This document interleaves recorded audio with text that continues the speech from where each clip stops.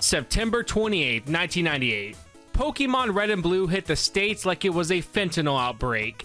Everywhere you go, people, places, and the news were talking about the new craze called Pokemon. As the hit GB titles released just before the anime took every 10-year-old by storm, Game Freak thought the Japanese crowd were dedicated to their love for these virtual pets. Wait till Americans got a hold of it, as this is a place where Michael Vick did dog fighting and kids looked up to that man. Go ahead and comment, "Thank you, Michael Vick. Please be around my dog." If you saw my video of part 1 for the Pokemon series, then I don't think I need to go in depth about how huge and successful Pokemon was in Japan and how it easily had the same chain reaction occur here. So without further ado, let's jump right into the magical world of Pokemon and talk about it, as we discover why Pokemon Red and Blue defined a generation.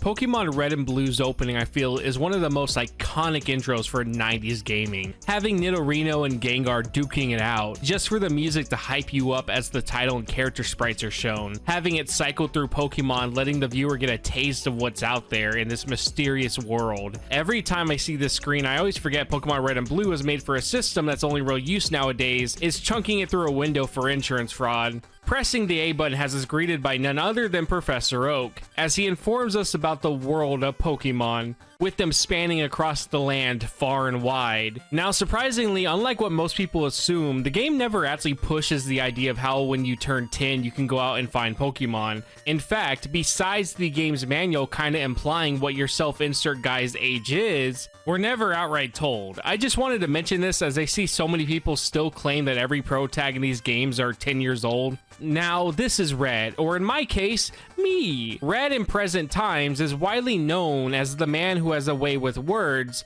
and likes cold places to aura farm at. Never let that man in your walk-in freezers, please.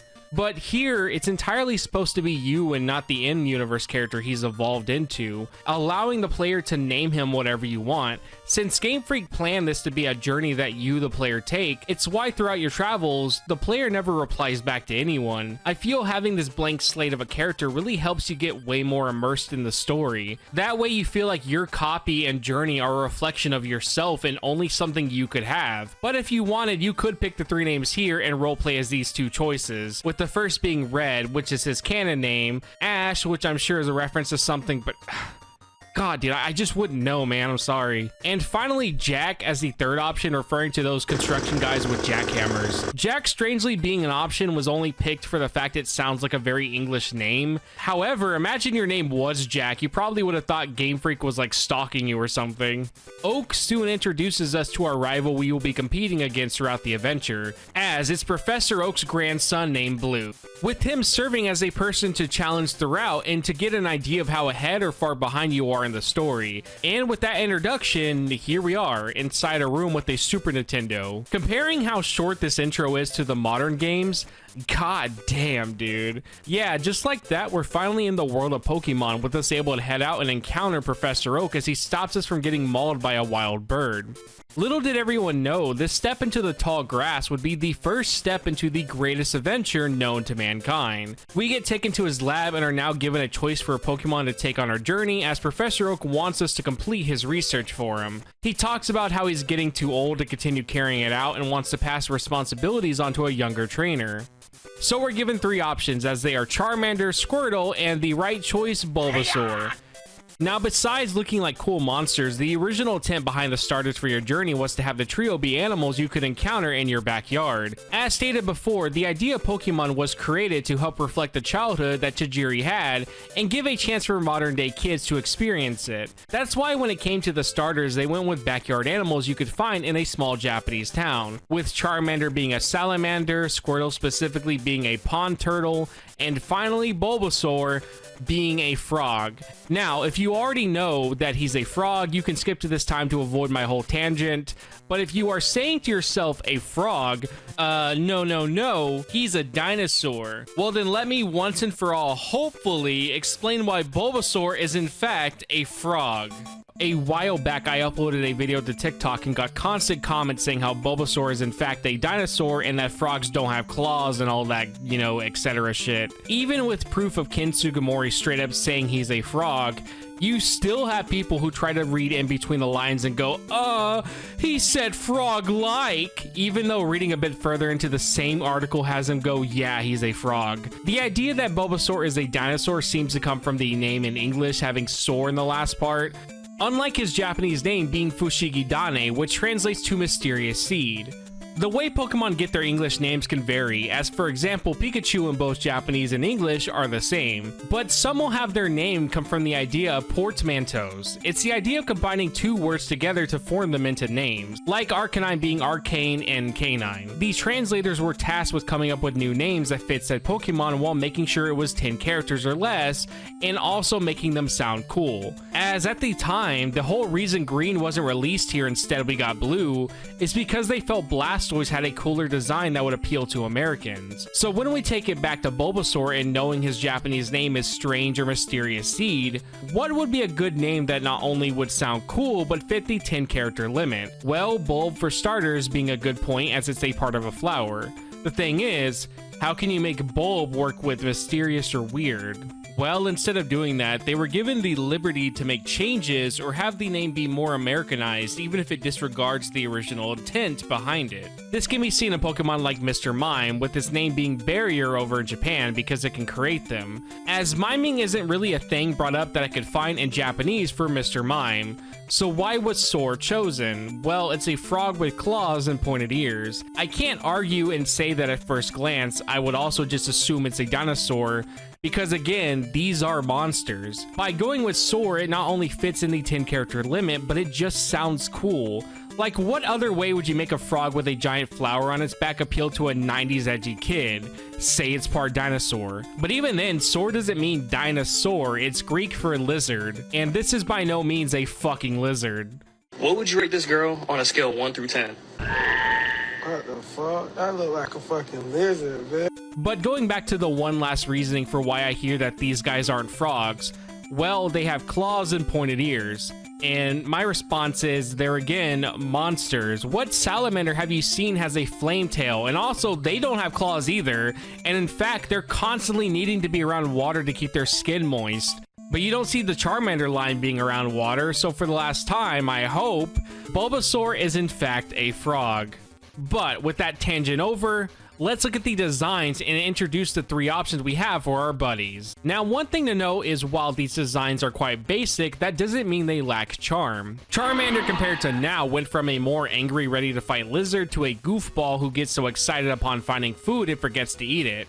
It's a very slick and nice design that doesn't come across overtly complicated for the 2D sprite. Plus, the fire on its tail not only helps the player understand its typing, but adds a nice, dare I say, flair to help it appear more threatening, as this will carry throughout as it evolves. Charmeleon is a nice approach to helping Charmander feel like he's becoming more like a dragon, as he now has a single horn-shaped protrusion on the top of his head, getting longer claws and bulking up like nobody's business. He does become red for some reason in later titles, I don't know why, as in Gen 1 he keeps the same color scheme by being orange. But finally we ended off with a fire-breathing dragon. I fully understand why this has been one of the main Pokemon Game Freak milks more than the R34 artists do when it comes to Hex Maniac, with you instantly getting the vibe that this man spits heat like nobody's business and would be an actual threat that you wouldn't want to step up against, or at least he would if it didn't take till level 46 to learn a single good fire type attack. But regardless, I think Charizard has a peak design. Just something about this orange fire-breathing dragon that just hits hard for me. Maybe this is the fact that I grew up with Dragon Tales, so I automatically love dragons, but yeah, I really like him. Squirtle, I feel lacking the anime eyes, hasn't really changed all that much, but having a nice cool blue color for his skin with his orange or brown shell, depends on I guess what artwork or game you see him in, it helps identify right away the water typing he has. Squirtle out of the three to me feels most likely to exist in the world, as his coloring would be good for the environments they reside in, with his underside blending quite well with the water above if you were a predator looking up at him, same with the orange or brown being seen if you were to look down, matching the sand or dirt below.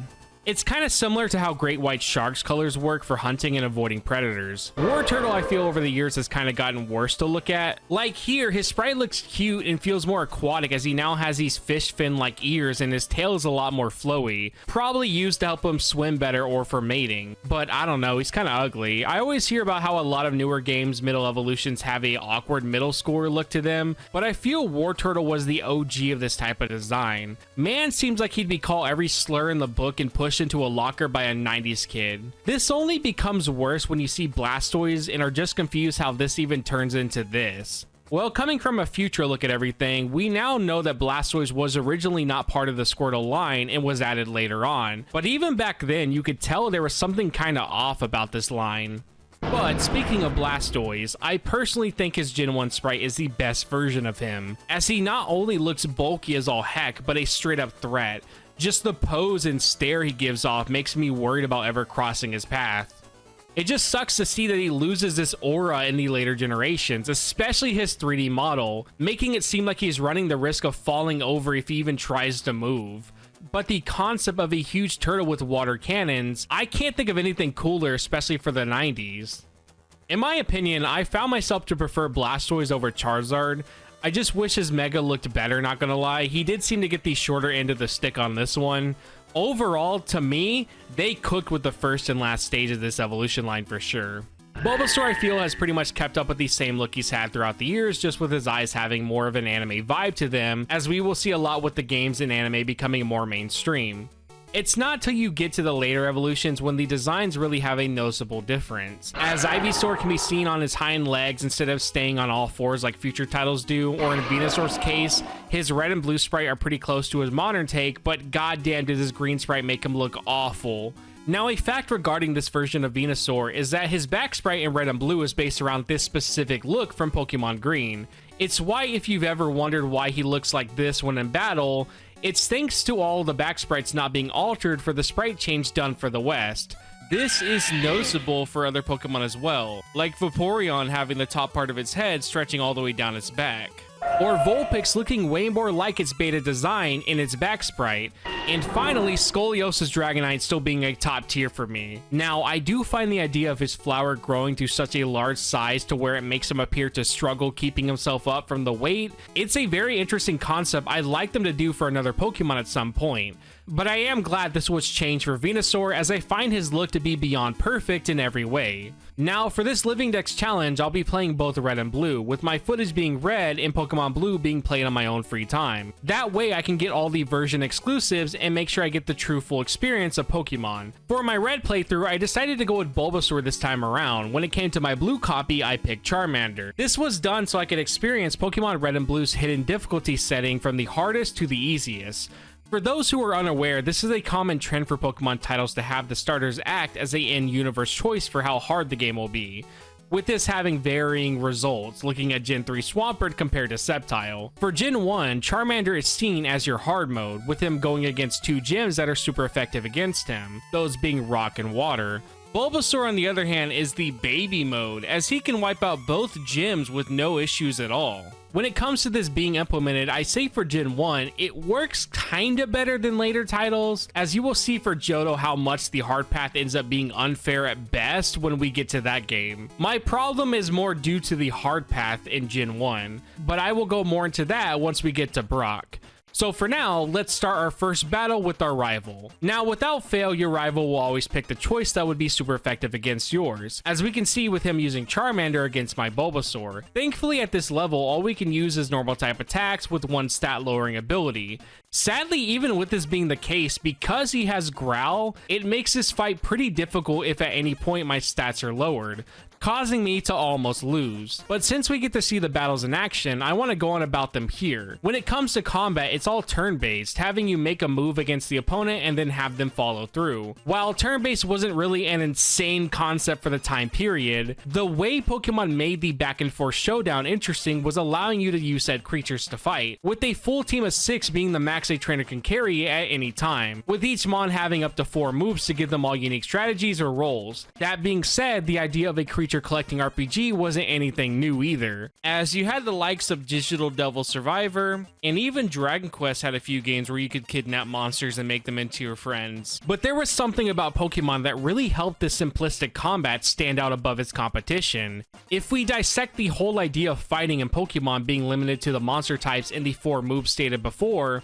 there's nothing really that would make the combat stand out from the many other games you could try. But by allowing you to pick and swap party members on the fly, the fun comes from what team comps you can mold and just how interesting the Pokemon in the world are, as there's designs you can find that everyone should be able to form a liking to, from the cute and round monsters to the badass fierce beast, with some out-of-pocket designs that allow the team to experiment on unique ideas. This all comes together with the story itself really pushing for that feeling of these aren't just your everyday party members. Pokemon are friends you had to work for to achieve. You have to set out to even find these guys. You, the player, have to damage them and catch them yourself, with some being easy to capture while others are a test of your endurance. It's why the act of recruiting feels way more involved. Like, Pokemon is the only game where I can watch someone spend time catching something just to get excited they got it. Like, this pretty much explains how people became so attached to these guys. The idea that any Pokemon can be someone's favorite stands strong when you yourself think back to how your favorite became yours. For me, I never really had that much love for Jolteon, but after using him and seeing how much of a clutch he truly was, I am now a huge Jolteon fan.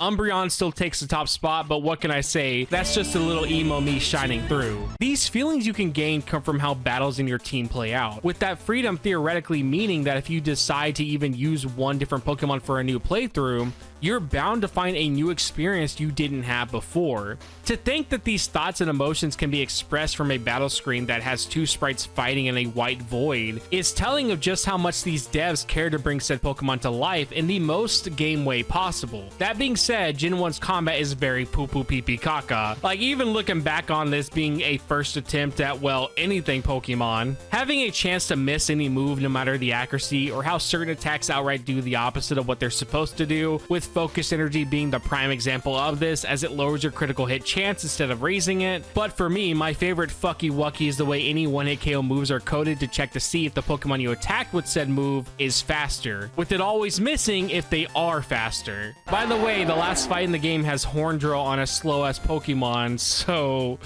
yeah. Then you have the moves that are so annoying that straight up force the player to put the game down and pray the opponent misses, like Wrap or Fire Spin, because if not, you actively can't do anything. These are issues that I feel should have been tested a bit more, especially the brokenness of trapping moves. I don't think it takes a rocket scientist to go, hey, this exact concept in any other RPG is broken and bullshit.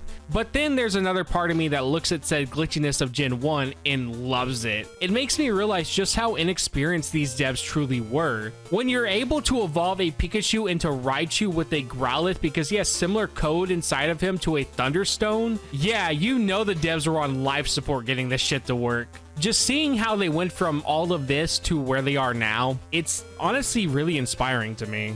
But back to battle related issues. Let's look at 2 examples starting with critical hits. For those unaware, Gen 1 critical hits are tied to a Pokemon's speed, meaning if you have a fast Pokemon like Electrode, get ready to have a way easier time getting crits. Combine this with moves like Slash or Razor Leaf that boost the chance of these occurring, you're looking at a crit almost 90% of the time. This is how Pokemon like Persian had competitive value in Gen 1, as Slash being on a speedy Pokemon would have it go first and hit hard, but crits had the downside of outright ignoring stat buffs entirely, meaning meaning you could use 2 sword dances, and if you got a critical hit right after, you would do less damage. Multi-hit moves are also affected by crits, with the rare chance an opponent uses Fury attack and the first hit lands a dreaded crit. It means every attack after will be one. This made the meta for comp really prioritize fast-hitting Pokemon to be viable, with one of the very few exceptions being Snorlax, because fucker didn't even need a crit to wipe out a Pokemon. He was just that goated. Like, if I even look at this in another RPG title, this seems very broken indeed. Instead of a base percent chance that goes to every single Pokemon in the game, you have now single-handedly made any Pokemon who isn't fast pretty much unable to pull off critical hits. Again, this is a good showcase for something inexperienced devs would create. But the thing I feel that really defines Gen 1's broken combat, and why a lot of this has been reworked in later entries, is these status effects. Now, status effects are no stranger to RPGs, as every single title in the genre has some type of effect that can hinder an opponent or your party in some form. Final Fantasy VII has the frog status, Earthbound has homesick. Pokemon, though, is pretty basic with its effects. We have burn, paralyze, freeze, poison, and sleep, with most of these having a secondary effect. Burn will lower your health by 1/16 in half all physical attacks. Paralysis has the chance to make you not able to attack and lower your speed. Poison has 2 versions, one where you're normal poison and lose a set amount of health each turn unless you kill the Pokemon you're facing with any attack. Then there's badly poisoned. As each turn passes, the amount of health you lose grows. Stack this effect with Leech Seed and you could easily one-shot a Snorlax from draining alone. Freeze, however, oh my god, if you ever get frozen and don't have a fire type move, your Pokemon is done. Freeze back in Gen 1 basically meant either a free kill or a Pokemon was out till it died. In later titles, you will thaw out eventually if frozen, but not in Gen 1. But to be real with you about Freeze, because of its rarity of ever appearing, with even me using an ice type and probably only ever seeing it occur maybe 2 to 4 times, it's not something you, the player, will ever really have to deal with. So while annoying, yes, but broken, not really. Unless you just really get unlucky, I guess. To be fair with you though, I think the one and only broken status move goes to Sleep. Sleep without fail has been the most annoying status to deal with even in competitive, as they had to make new moves dedicated to either dealing with sleep or adding on to sleep's annoyance, like Sleep Talk. But somehow the devs would make this status effect even more broken with moves like Dark Void. Darkrai had his signature move nerfed because it was so good at sleeping everything in its path that it was basically unstoppable. This should tell you how amazing sleep status is. It's why in comp there's a thing called the sleep clause. It's so you can't just put a whole opponent's team to bed. In Gen 1, however, sleep is quite infamous thanks to a lot of Pokemon having moves that can put these status onto you. It also can last 7 turns. And if you wake up, then you have to waste another turn just to actually act, and that's probably after the 3 to 5 turns you spent unable to do anything. This can easily create a moment in a fight where you are locked into your death thanks to the opponent being faster and spamming sleep powder or hypnosis. The AI is very infamous in Gen 1 when it comes to this, as they will outright already know when you will wake up, so they lock in on a move to get your ass back to bed. Even using awakenings can be meaningless, as they will sit there and continue using a sleep status move. I'm not even joking. Ah, my fucking god, are you serious, Jigglypuff? God damn it. All right.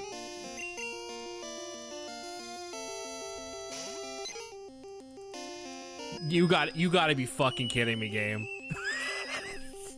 all right, well, fucking, who can we send out now? All right, come on.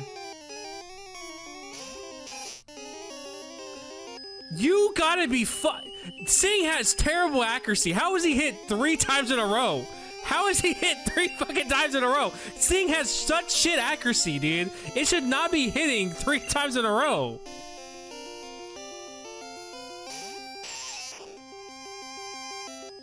How? They do not have a chance to hold the focus lens. How are you that good with your accuracy? Bro, come on. Thank you, Weedle. This is the only fucking movie, though. I swear to fucking God, dude. I swear. Did I mention Pokemon and trainers in Gen 1 all have unlimited PP? So stalling the sleep move out isn't even an option as they never run out of it. Personally, for me, Stand Attack is the only closest move that comes to a pure annoyance that sleep causes, which, like sleeping moves, everything has fucking Sand Attack. But even outside of moves and status effects, the inexperience shines brightly in the AI that you face. The Elite Four has its infamous Lorelei fight, being where she locks her Dugong into using Recover and nothing else. Blue's Alakazam also does this a lot as well, so the reason why this happens is because the AI is programmed to prioritize super effective moves, regardless if it does damage or not. Because of this, I've had many times where the AI just threw fights by using random moves that did nothing. It's just crazy how easily you can be getting whooped by your opponent to then watch them make some of the worst possible choices ever in the history of worst possible choices. Trust me, there's a lot of well-documented ways of the AI having poop for brains, so if you want to learn more about it, then check out any of the countless videos covering the topic, as I think I spent enough time talking about Gen 1's battle mechanics. I at least just wanted to mention how brain dead they can be, and at least cover it, but for now, let's go back and explore Pallet Town. Pallet Town, while small, I think really does a great job at making the player want to head off and explore, as the only two paths you can leave from are from the top and bottom, with the water down below not being accessible yet, so this will be something we can only wonder and speculate what is out there. As for the top path, the tall grass beckons you to head off an adventure, as moments before you were blue-balled from getting the chance to be a Pidgey's next meal, but now, with your partner in tow, it gets you truly pumped to see what wild Pokemon you'll face, especially when you put yourself into the shoes of our main character, a boy who's probably never even seen the next town over. All of this feeling of adventuring and exploring easily sets itself ever so strongly from a single area with like 3 buildings. Yeah, besides this being the iconic Pallet Town, so iconic even Ash from the anime lives here, in reality, there ain't shit here. Like most small towns, it's a lot of nothing. We got our house, our rival's house, and then his grandpa's lab. The fact there's a few random people chilling here is confusing to me. Like, who the heck are you people? Why are you just hanging around here? Go do something, man. But I do really think the central theme of Pokemon Red and Blue is captured so well with Pallet Town. A young boy setting off to the wilderness to find new creatures to discover, just to explore throughout the region and see how industrialization has begun to take over. It's the exact feeling Tajiri had and wanted to capture. Most players wouldn't even realize this is the intent behind the path you journey through, but when you come to learn that each town represents a real place in Japan that Tajiri knew and visited, it truly starts to click. But instead of me explaining this, why don't I ask the person who is in fact an expert on this topic? The man, the myth, the legend, Freezax. Howdy! Thank you for the introduction, but I definitely wouldn't say that I'm an expert on this topic. I just have traveled to most of the real-world locations that have inspired the Kanto region, and I've documented this journey on my channel. Check it out! Or don't. I'm not your fucking mom. But let's start with Pallet Town, or its real-world equivalent, Machida. I can't entirely speak for what Machida looked like 30 years ago, but as of today, it's basically a suburb of Tokyo. From what I've read, it was extremely countryside, especially when you compare it to Tokyo, but over the years, it's definitely transformed. There's a particular park in Machida called Serigaya Park, which I think definitely captures the quiet sense of adventure that Gen 1 starts with. I remember visiting this area, and as soon as I came to the park, the bustling sounds of the city were drowned out. It genuinely almost brought me to tears, as I felt like I had been transported to the video game world. I think it's also worth noting that the Pokemon you can find in the game around Pallet Town and its immediate following areas are incredibly basic. And I'm not saying that in a negative way, but you can find things like Rattata, Pidgey, and Caterpie. And I feel like a lot of the Pokemon you can find feel rooted in nature. They're definitely things that I can see a young child either catching or attempting to catch. You're gonna get rabies. Nasty. There's not a lot I can comment on about the real-world equivalents of Viridian, Pewter, or Cerulean. My friends and I sort of have an inside joke that most places in Japan look the same. Of course, we know that every place has its own history, food, and special festival, but architecturally, a lot of the cities and towns in Japan are very similar. When we did the 6 or 7 hour drive through the cities that inspired Viridian, Pewter, and Cerulean, it definitely felt like we were just driving circles through the same city. And I think to a degree, this sameness is expressed in the games. There's not a lot of uniqueness to these cities, and what sort of gives them their identities is solely the gyms and their typings. The Pokemon that you can catch start to get a little bit more freaky, but they're still a part of nature. Even if that nature is cave and rocks from the cave. Rocks with arms? Moving forward a bit, we got Vermilion, which takes a lot of inspiration from Yokohama. This is the first city that sticks out to me, and it's primarily because of the SSN and it being a port town. Yokohama is a great place where a lot of cultures begin to blend, and it's kind of because it serves as one of the gates to Japan, so to speak. It's noted as being a rather notable seaport. You also get the Old Rod here, opening up an entirely new aspect of the game, fishing. I don't have any footage because I don't like to film people, but fishing in port towns is incredibly popular both as a hobby and as a career. I've seen so many people just casually fishing in the port towns I've been to, so I can only imagine how popular of a hobby it would be here. Unfortunately, I've never been to the real-world equivalent of Lavender Town, but I plan on going sometime because supposedly there's a lot of abandoned houses and buildings, and while not necessarily legal, I'd still think that it'd be fun to explore them. For legal purposes, I'm not saying I'm going to do this, I'm just saying that it'd be cool. Also, Ibaraki Prefecture, where... Ooh, I said that like a whole fucking American. Also, Ibaraki Prefecture, where Lavender Town might take its inspiration from, is rated as Japan's most boring prefecture. Super excited to go there. And now, we're at the big ones. It's fair to lump Celadon and Saffron together because they're basically Tokyo. You got one side of Tokyo, Celadon, which serves as the more fashion and culture side. There's the department store and gambling. Japanese people love their gambling, while Saffron and Sylph companies sort of serve as the economic side of Tokyo. These two cities make up the party and business sides of the mullet that is Tokyo. And one particular Pokemon can be found here to sort of show off just how drastic of a contrast these cities are supposed to be when compared to the basic Rattata and Pidgey of Pallet Town. Ya boy, Porygon, yeah! Blink, blink! Blink to blink, blink, blink! Yeah! I also think that having access to so many TMs and such here is part of Game Freak's way of showing off how high-tech these locations are supposed to be. Maybe that's a stretch, but I'd like to think that big city isn't the only thing that separates Celadon and Saffron from the overall theme of Kanto. Then, we got Fuchsia, which is inspired by Chiba, which is basically the redheaded stepchild of the real-world Kanto region. The reason I say this is because people often go to Chiba for Disneyland, but they'll never say, I'm going to Chiba. It's always, I'm going to Tokyo and Disneyland. Even people who are from Chiba claim to be from Tokyo, but will often correct themselves later by saying, actually Chiba. I'm actually from Chiba. It's just easier to say Tokyo. It's really funny. I think by this time in the game, it'd be weird to revert back to cities like Cerulean or Pewter, so they did their best to make Fuchsia not Chiba. And the last place to talk about is Cinnabar, which I unfortunately couldn't get to. It takes inspiration from the Izu Islands, which apparently don't have a lot going on for them. So an island where there's not a lot happening makes sense, I guess. I told you I'm not an expert, but I'm hoping to go to the places that I'm yet to soon, and when I do, I'll be making videos on them. I also have a lot more to say and talk about when it comes to Generations 2 and 3. If there's anything I missed and didn't talk about, which there is a lot, there's so much, let me know in the comments. I know there's a lot of things that could be talked about when it comes to real-world comparisons, but that kind of discussion can take literal hours, and I'm already doing that on my channel. Anyway, gonna return it back to CQ.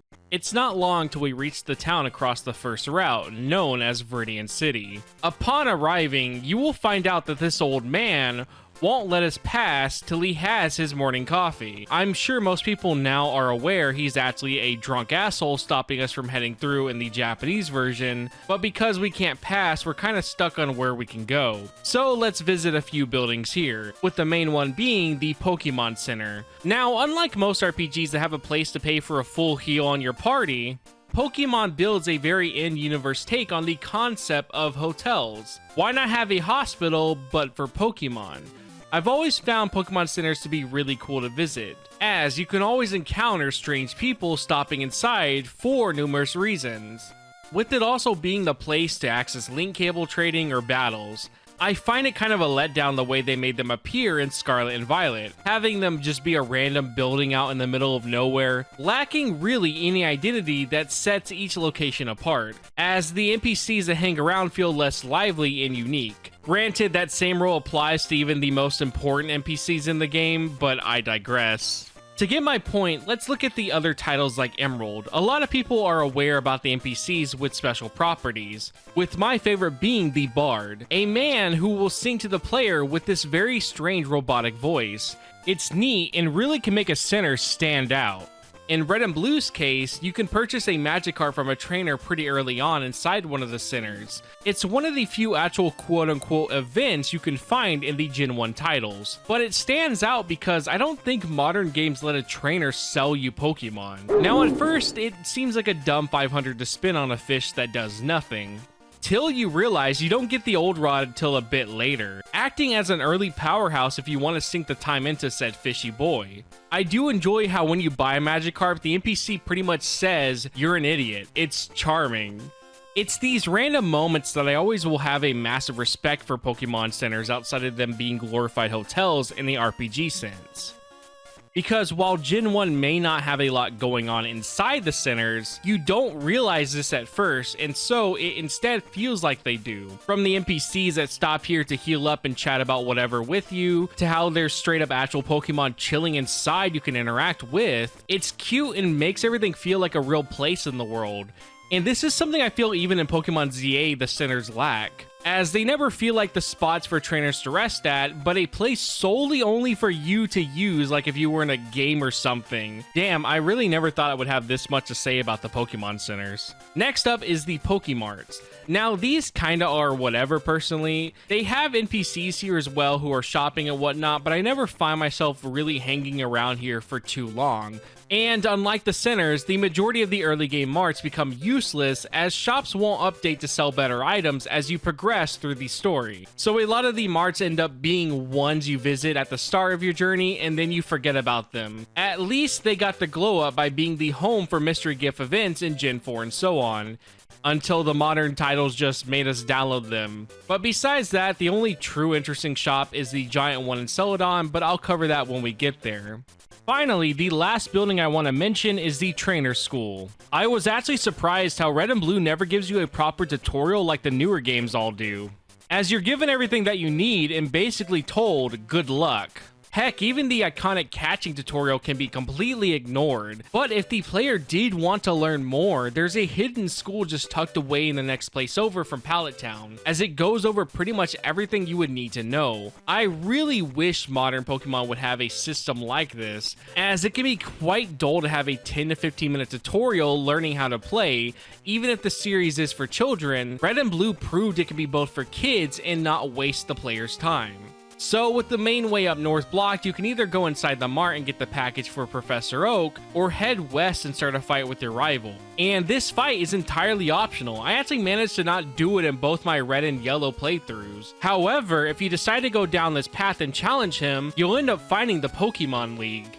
To have the devs allow the in-game area be easily accessible to view and be aware of its existence before we really even know what the gyms are, easily sets the player's mind to wonder about this so-called league. With the last game I know of that did something similar being Scarlet and Violet, this moment of words exchange with your rival not only serves as a fun fight you can do, but the main motivation for the player to strive to achieve, because before this part here, there's no mention of you wanting to get all 8 badges and be the champion, as all Professor Oak wants you to do is do research on the Pokemon for him. But since Blue says he wants to do it, it now means you gotta achieve it. And I find the fact that it features the 8th gym inside this town and the league right by it, it makes Viridian stand out for these 2 factors alone. But let's go ahead now and go inside the mart, as we're asked if we know Professor Oak, as they have a package to give to him. Somehow this lady just believes me, and so we grab the package and head back to the lab. Now that the delivery arc is over, we're officially given the Pokédex to start our journey of catching them all.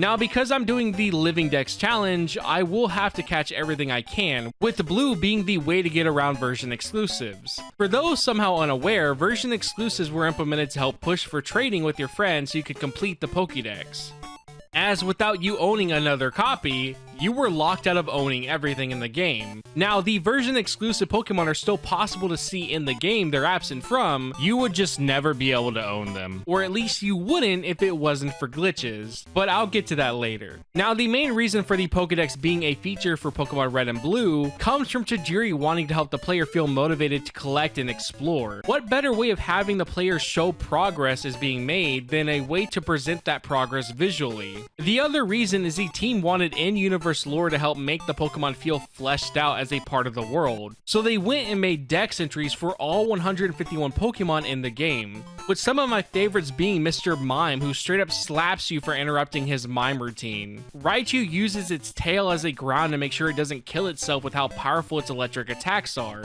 Or with Pinsir, if he's unable to chop you in half, he will straight up start beating you against things till you die. I will say, going into this with no real prior knowledge, the task somehow of getting everything was a lot easier than I thought it would be, but harder in other ways. Thank God Red and Blue has many glitches to speed this up, but I'll get to that very soon. Without further ado, we're now finally in our first considered dungeon of the game, Viridian Forest. Viridian Forest is one of the first places we reach that has trainers around every corner ready to fight, but also features music that's quite unique. As soon as you walk inside, the game presents this place not as the happy-go-lucky routes we explored outside of Pallet Town, but an area where any wrong move could end up getting you attacked, as deep in the forest are bugs and, well, more bugs. Oh, and the rare Pikachu spawn, I guess. The trainers you can come across all are bug catchers, with the reasoning being to represent the kids Tajiri knew that went out to hunt for bugs just like him. For a first in-game dungeon, the layout of the area is confusing enough to let the player get lost, but not enough to have you feel punished for being lost, as not every tile has tall grass to encounter Pokemon. Most trainer fights can be skipped, and even if you do run into them, they have nothing that can hit for any type of super effective damage, no matter what starter you pick. With the branching paths leading to free items or other parts of the forest, this, in my opinion, for the first ever dungeon in the whole series, this is a damn good one. I always find myself enchanted to come here and explore the hallways of the forest as trees line the walkways, making you feel cramped and a bit on edge around the massive trees that rise above everything below. But never am I so worried I'll be one step away from losing everything. The music, I feel at first, is a bit ominous and can be seen as out of place compared to a lot of forest themes in other titles. But when you take in the context of it all, it does fit the feeling of a kid being in a place that isn't outright safe, but also doesn't run much of a risk either. As if you dare trek into the tall grass, one will notice the creatures that await are none other than the Caterpie line and the Weedle line. As your version you play on will decide what has a better spawn chance. I do find it quite interesting you can find the second evolution to both early game bugs here. It wouldn't take long to realize though if you catch them instead of their early forms, they're more worthless than a Magikarp. This now brings up the question about why they would design a mid-evolution for a 3-stage to be almost unusable. And this now leads me to why Pokemon are the way they are. Now, one of the biggest critiques you will hear all the time about Red and Blue is just how awful the majority of Pokemon and their movesets are, most notable being the bug types. The only attacking bug move that is learned by a bug type is Twin Needle, and it's locked to Beedrill. But the early game bugs are implemented to represent a few things, one being how evolutions work, as it's a fast way to show the player some Pokemon have more than one form, and two, have Kakuna and Metapod showcase that not all Pokemon are made for attacking, allowing their skills to serve unique roles for the team, with their role specifically being damage fodder so you can heal a wounded team member. It's why they only know Harden. Because of this, funny enough, they're actually not a bad choice for the first gym. Since they can raise their defense super high, it ends up being a viable strategy for stalling. Things like this can be seen throughout all the bugs in Kanto, as instead of being powerhouses, they serve pretty niche roles for battle, as you have the likes of Butterfree being a great mon for setting status effects while having early game psychic coverage. Beedrill, on the other hand, is supposed to be good at physical attacking, but he's not. All he has going for him is being the only bug with a stab move. Might as well not even be stab at this point with stats like this. If these two aren't up your alley, you can always go with Venomoth, who's a good special attacker and has access to Toxic and the powerful Psychic move, if you level him up to 50 that is. Also, when I say good, I mean good by bug standards. As we can see, all of these guys have a role they fill for better or for worse. The main thing all bugs in Gen 1 share though, even if they're not great, the moves they learn from level up are really good, as you can pretty much make every single one of these guys viable without the use of TMs in some way. Which the TMs bring up another point I want to talk about. As I said before, one of the biggest complaints I see from Pokemon fans who try out Gen 1 is that the majority of the Pokemon are trash. Like, take Nidoking for example, a huge heavy threat. The Earthquake King, oh wait, he doesn't learn that naturally. Instead, he learns Thrash. Or if you want to put the effort of getting Nidorino to level 50, then he can get double kick. Yeah, he's borderline unusable without TMs, but this is a common thing for a majority of the Pokemon, especially special attacking ones. Unlike a newer game, special attackers are quite common. It's pretty easy to grab a starter who already knows one of these types of attacks, but in Gen 1, the idea of special attacks was in the name. They're supposed to be special. So rare and hard to find, it's more common for a trainer to only have maybe 2 or 3 good special attacking moves, not on just one Pokemon, but their whole team. It's why Pokemon like Tentacruel only get access to 2 water type moves naturally. Compare the same Pokemon to now, he can learn 4 water type attacks, plus Ghost, and 4 poison moves. This way of making Pokemon is genuinely why you have so many that are just awful. Even disregarding the special physical split that Gen 1 lacked, where moves were predetermined to be special or physical based on typing alone, and why Pokemon like Flareon were fucked as you have a physical fire type who will never learn physical fire type moves, as those don't exist yet. Pokemon are just not good in this generation without TMs, and this is why they're a one-time use item. As if we could just give every Pokemon Fire Blast on our team, then we would be the Fire Blasting champs. But it's the use of TMs is why Pokemon that wouldn't ever see a day of competitive play become powerhouses that fit roles they normally couldn't. And while to some, it can be really annoying to have Pokemon who are just worthless so you get a random TM at some point in the story. To me though, I kinda really like it. You end up feeling insanely good about your team when you spend that time hunting for that hidden move and the dreaded Pokemon that can use the TM to its fullest potential. These help make your team shine and feel unique to your own, as maybe both you and your friend have a Nidoking, but he doesn't have Earthquake on it and you do. It's insane to think about how TMs can be seen as a nothing burger to most people, but they somehow end up having a big impact on why people love certain mons and their usefulness. Now, I agree having TMs not be one-time uses anymore is a good idea. It does make finding them not as impactful personally to me, since now every Pokemon in my disposal that can learn said move is a choice for me on my adventure. No longer should I think of what Pokemon really would benefit from this move. As of now, everyone I want can just have it. But like I said, I'm still glad that they're not one-use items anymore. But finally, we can make it out of Viridian Forest as we reach the town known as Pewter City.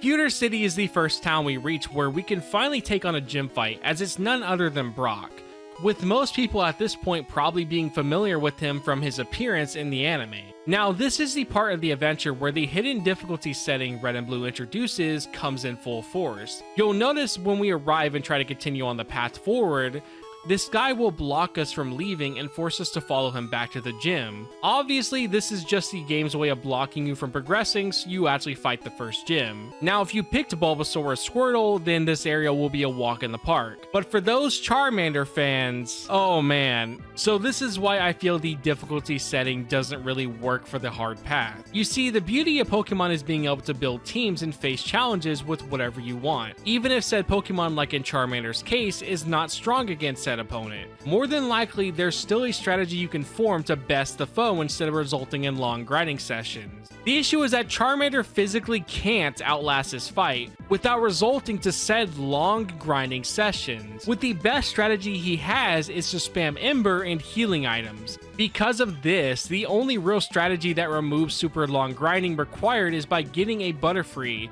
as this will be the best option for dealing with Brock, as his Pokemon are physically strong when it comes to the defensive side of things, while lacking both special defense and attacking. When we look at every Pokemon that spawns around here, Butterfree ends up being the only one that gets a special move worth a damn at level 12, that being Confusion. Everything else at your disposal are all physical attackers. So when the game is now forcing you to either grind to the point you're probably going to evolve Charmander to even make the fight not a slog, or get a single Pokemon for this fight, can I really believe that this is hard, or dare I say fair?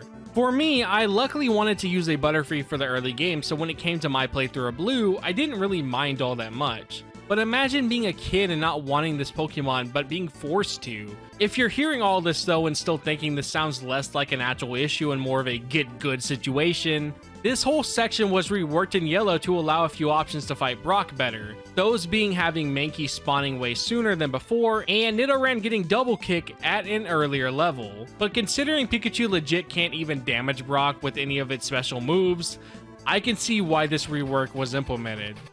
Now, looking at Brock as a gym fight, Is he any good? And the answer is no. For him being a rock-type trainer, he has no access to any rock-type moves, as all his 2 Pokemon know are normal moves. His first being Geodude with Tackle and Defense Curl. Geodude can be annoying over anything else, as Defense Curl will just make it harder to kill. Onix, however, is kinda a threat, as Bide could be a problem if you so happen to hit him on the turn he uses it, and his access to Screech, which lowers your defense, can be a bit rough to deal with, but like again, it's Onix we're talking about. If anything, Brock feels more like a test of not wanting to turn the game off, as your patience is toyed with. Regardless, I think Brock still to this day is a very iconic fight, and one of the few gym battles I remember when I think back to my early days of playing Red and Blue. Just his demeanor and how much he seems to be respected in the town, as we can see from the guy who stops us so he can show the gym off to us, or once inside the building, we find this lackey bragging how it would take us millions of years to stand a chance against the almighty Brock. Really goes to show his presence here is second to none. But after we acquire our Boulder badge, there's still a spot I wanted to check out before we leave, and that's the museum. Zooey Mama! It has a real-life spaceship inside and some rocks. Now, while not much is here to see, the fact you can get a sneak peek at 2 fossil Pokemon with their sprites showing their skeletons is something very special, and becomes even more of a huge wow factor when you can bring them back to life from a fossil. I like how it only shows you Kabutops and Aerodactyl, leaving the whole idea of Omnanite a secret, just giving the player enough to speculate what these guys truly were, but not too much that you know everything there is about extinct Pokemon. So yeah, props to Red and Blue for showing you something way before you even get the chance to realize these are attainable at all. Now I think I should address the elephant in the room, or in this case, the space shuttle. Yeah, so before Pokemon became the powerhouse franchise that it is, the team really wanted Pokemon to take place in our own world, as Kanto is based off the real-life region, Kanto in Japan. So because of that, they would throw in a lot of real-life references like the shuttle we see here, the Super Nintendo in your room, or the movie that your mom watches on the TV being Stand By Me. Like heck dude, the bird trainer just has a real ass bird with him. When you realize the connection a Pokemon wanted to have with the real human world, it starts to make sense why Pokemon like Pidgey are just straight up birds and nothing more. This seemed to get scrapped once Game Freak caught on to how huge this series would become and made the Pokemon world be its own thing separated from our reality. If you ask me though, I think it was for the best, as just the idea of anything not a Pokemon surviving around creatures that can explode and walk it off 5 minutes later seems very unrealistic. And if they continue this route, they would have to acknowledge 9/11 for Gen 5. Wait, hold on. Mr. Enter. Did This you film fucking takes swap place my less than a script year out, after the bitch? September 11th terrorist attacks. I bring this up because it radically altered the culture of the time in ways that make this movie feel exceptionally ignorant of the time.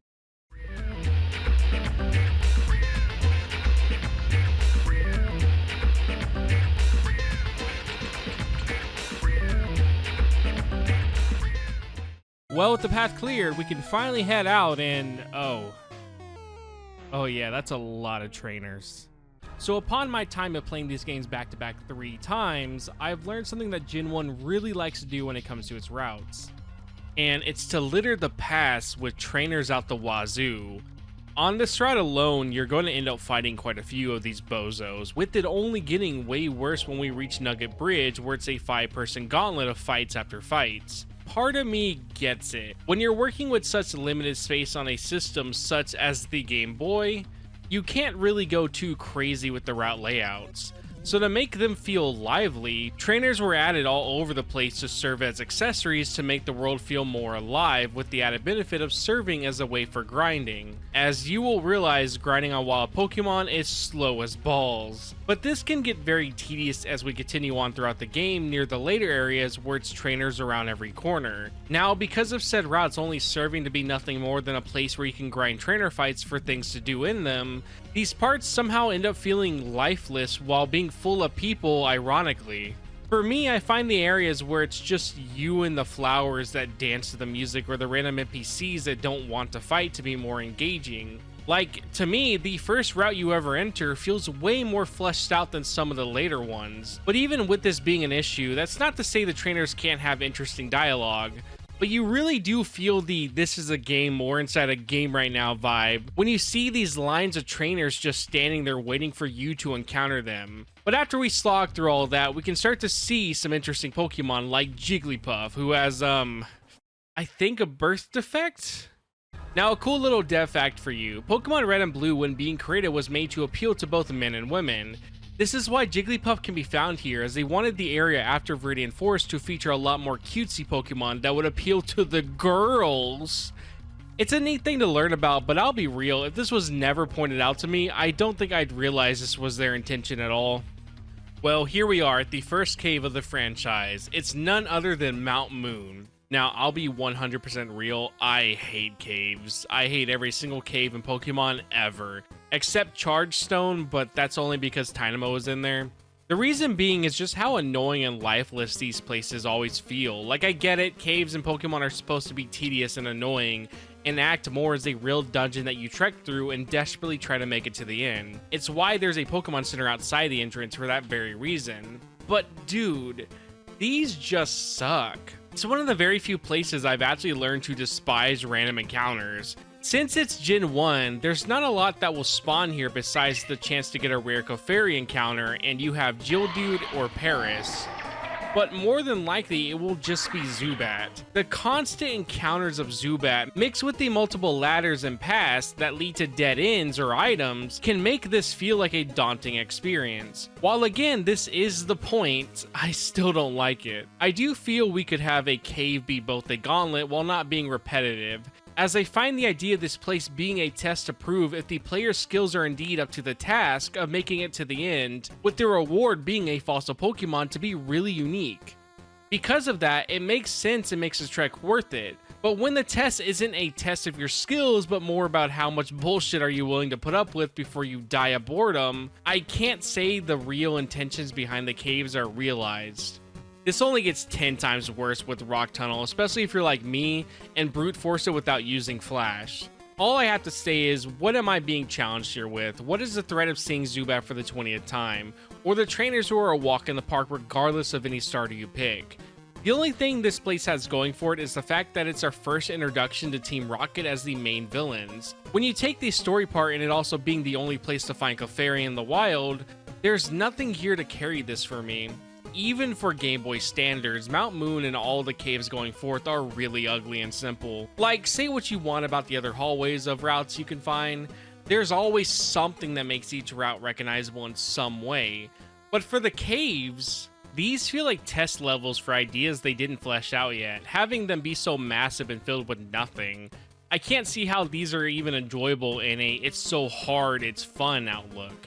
The only cave area I think that looks good but still sucks somewhat is the one on Seafoam Islands, as the puzzle revolves around pushing rocks to guide the water currents to then be rewarded with a Pokemon. It not only has a variety of spawns since it's a water area, but it manages to give a reason to explore all over the place to find the rocks needed for the currents, with the reward again being worth it even if this is a optional place. This is the best cave though done right in all of Gen 1. I still don't like the puzzle, but at least it feels like it tried. It's not long into Mount Moon if you know what you're doing. We will come across some Gooners, Team Rocket, who are down here up to no good. Apparently, they're raiding the cave to find rare items and fossils to sell for profit, as beating one of the grunts will have them exclaim how if we find any rare fossils to give it to them. As iconic of a organization Team Rocket is, I find them to be a huge joke compared to every other villain team. Like, I get it, for a first time attempt, I think they fit the bill for an evil gang of criminals. But goddamn are they scared to give these guys anything good to use against you till it's way too late. As mostly what they will have are some of the weakest poison types possible, from Zubats, Akins, and Coughings, to then have a worse choice for teens being normal types like Rattata and Raticate. It's only till way later when they decide to use things like Arbok and Muck. Like, I get why they wouldn't be packing anything good for early routes, but we still see these Pokemon being used in the final encounters with them. Being real though, I get why their teams are very limited, and heck, even the leader of Team Rocket faces this issue to some extent, as you wouldn't want to give them things like Pikachu or Staryu, as they need their aesthetic to be bad guy / criminal. It's why they stick more to poison or Pokemon that could be seen as threatening. I mean, Sandshrew has to be someone's worst fear, right? But I say out of all the organized crime gangs in Pokemon, Team Rocket are one of the few who actually do terrorist acts. They're out here robbing people, setting up underground casinos, kidnapping businessmen, and hijacking radios. Shit is intense for a crime group packing Zubats and Sandshrew. Even with that, it still manages to keep the villain work to a grounded kid-friendly view, as if again we're seeing all of this from the eyes of a 10-year-old. But I'll cover more about that stuff when we encounter them more. For now, let's go ahead and beat the trainer and get our fossil Pokemon. Sadly, because I'm trying to get a living dex, I would have had to play through the game again to get the other fossil, even though I have the final evolution on my blue copy. Because I need both the pre and final evolutions for them, it means I'd have to do this part 4 times total to have them all. At least I would if a huge glitch wasn't possible that's coming up later. Finally, outside of Mount Moon, we're greeted with this whole field and just peaceful bliss. I really like how there's no trainers out here and it's just you in the field of blooming grays and white spanning across the land here. It's for sure stunning red and blue are able to capture such beauty on a screen that looks like this. I'd have to say this is probably my second favorite route in the whole entire game for how different it looks, and since it comes after a horrible bland area. Now, when you continue along the path through the flowers, you will be greeted with a ledge. It's when you finally decide to take the leap and jump down, you realize you can no longer go back to Pewter City. This ledge truly signaling that you've made it to the point of no return. Your journey to be a Pokemon champion is now set in stone, and it's up to you to push through and reach the end. Having the idea of not being able to go back to your hometown or early routes before is a smart move, as over time we unlock new stuff for traversing. With these new ways of exploring, it gets the player's mind wondering what could be out there that we didn't find or couldn't get to. As there's a few spots from Pallet Town to Mount Moon that were blocked off from the player but gave enough of a view to somewhat see what you couldn't get to. So when you finally do make a return to previous explored lands, it really opens up way more than you would think and ends up making what is essentially backtracking not even feel like that. Like I said, the highs of red and blue are for sure up there. Now we must make our way to the second gym in Cerulean City. Inside the town, we can see the river nearby that circles across the area and goes even past outside of the city, with the dancing flowers and the very welcoming music greeting us. Cerulean feels very comfy and very blue, like this screams water area. And if you were to play this game on a GBA or Game Boy player, the color palette gets a nice blue to it. It's kinda insane how well the devs can give this feeling of color off without even having said blue if played on original hardware.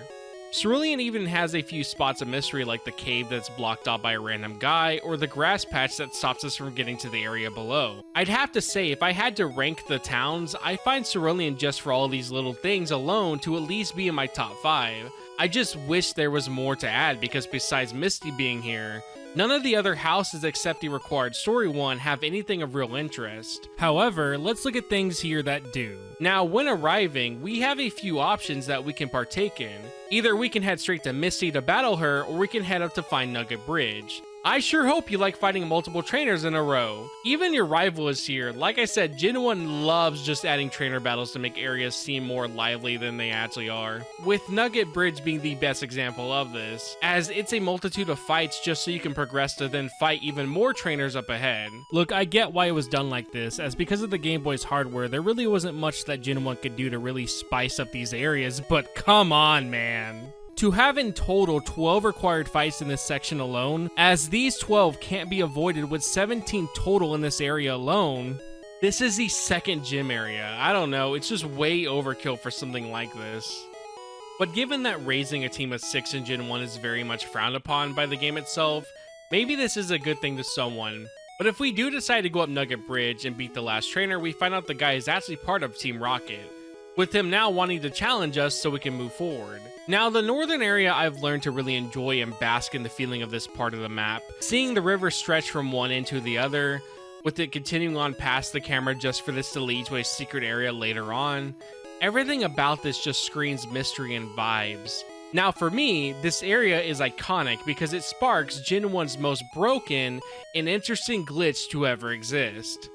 That being the Abra/Fly glitch. Now for those who don't know, Abra can be found in this route. While it's super annoying to catch as you basically have a single try to snack him in a Pokeball or the bastard fleas, If caught, this opens up a way to get every Pokemon in the whole game. Now, technically this glitch doesn't require Abra to do, but it is needed till we get Fly. You see, I know I've talked about Gen 1 and the countless glitchiness that comes with it, and this won't be the last time either. It's just goddamn is this one insane. Now, to truly understand why and how this glitch works, we need to realize that every Pokemon has a ID number tied to them. While most people would assume the list would look something like this, in reality it looks more like this. And there's over 190 index numbers for Pokemon, with 39 of these being Missing No. As I'm sure a lot of you are quite familiar with Missing No, but not the fact that there's more than one. Now, while you can't actually trade them to Gen 2, as Gold and Silver will check for this in a normal sense, if you were to somehow do it, Missing No would take on the forms of Gen 2 Pokemon, from things like Porygon 2, Corsola, or even Lugia and the 3 legendary dogs. While Missing No is cool and all, he's not really my main objective. As you can see, there's other Pokemon in this list, and the way this glitch works is based on special attacks of Pokemon you fight. You can set this glitch up by having Abra teleport away from a specific type of trainer encounter, with them being the ones that you can come across by walking one tile over to have them appear on screen. The way this works is because each trainer has a single frame where they are looking straight ahead whenever they spawn in. And because of that single frame, you're able to mash start and teleport out. Once you do this, the fight shows it should start, but then doesn't. The drawback to activating this glitch is till you fight a trainer, you can't open the menu. Now, once you find any random trainer to fight, whatever their last Pokemon was that you take out will now decide what random encounter will spawn when you go back to the area where you first triggered the glitch. This only gets way more broken when we get Ditto later on, as because of Ditto, we can actually have him transform into any Pokemon we want. And because we know what stats they have for their special attack, we can 100% guarantee whatever spawn we want. Now, why am I bringing this glitch up? Well, while I will be using for the most part Pokemon Blue to transfer over starters and whatever I couldn't get with the glitch easily, I'm gonna be using said glitch to make the routes more entertaining by getting Pokemon through this method. While to some, yeah, this is cheating and probably ruins my credibility for the challenge, I'm allowing this as at the end of the day, Gen 1 is a glitchy ass game. So to not embrace the brokenness of said generation, I feel wouldn't make this a Kanto deep dive by not showing how buggy it can truly be.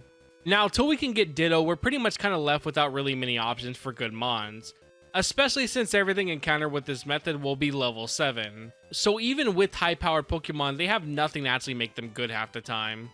Well, the last thing to do before we fight Misty is to go inside this house to discover a talking Pokemon. The Pokemon tells us not to be worried, as he's actually a human who turned into a Nidorino thanks to the machine we see before us. He requests that we push this button to help him turn back, and once done, we see the man as none other than the creator of the Kanto PC box, known as Bill.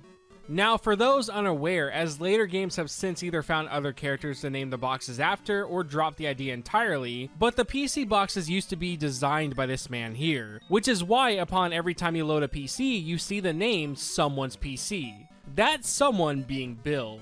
It's just a very unique lore thing to add, as I'm sure most players wouldn't have cared about why these PCs exist. But here's Game Freak giving lore reasons for something that at this point is second nature to us. Like, PCs and Pokemon are like fentanyl in America, just unescapable. This is when Bill informs us that he was invited to go to a cruise but never found himself to fit in that type of crowd. So instead, we're given the ticket for the SSN that we will come across later. For now, we will just hold on to that till we need it. But finally, it's Misty time. Now, I don't think I need to say how easy this fight is with Bulbasaur, but yeah. Honestly though, Misty's team is kinda a threat for early game, as she has a Starmie who's super fast and is a psychic water type. While only knowing water type attacks, there's still stab water type attacks on a Pokemon with pretty good special attack to boot.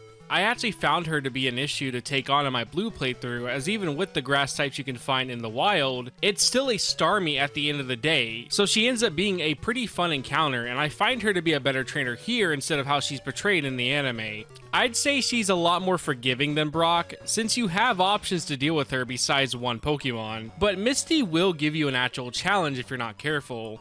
Which is probably why she's around Nugget Bridge where you can grind at. After beating her, we finally have our Cascade badge and can use the HM cut outside of battle, even if we don't have it yet. So with our only path forward now is through a crime scene, we encounter Team Rocket again and take them on to be rewarded with the TM Dig. You digging at me? Dig is actually a very good move for early game, especially since it will act as a free escape rope in dungeons. I always try to make sure a ground type has this attack for the stat benefits as well. Even with the drawbacks of you taking double damage from Earthquake if you're underground, it's still always worth it to have.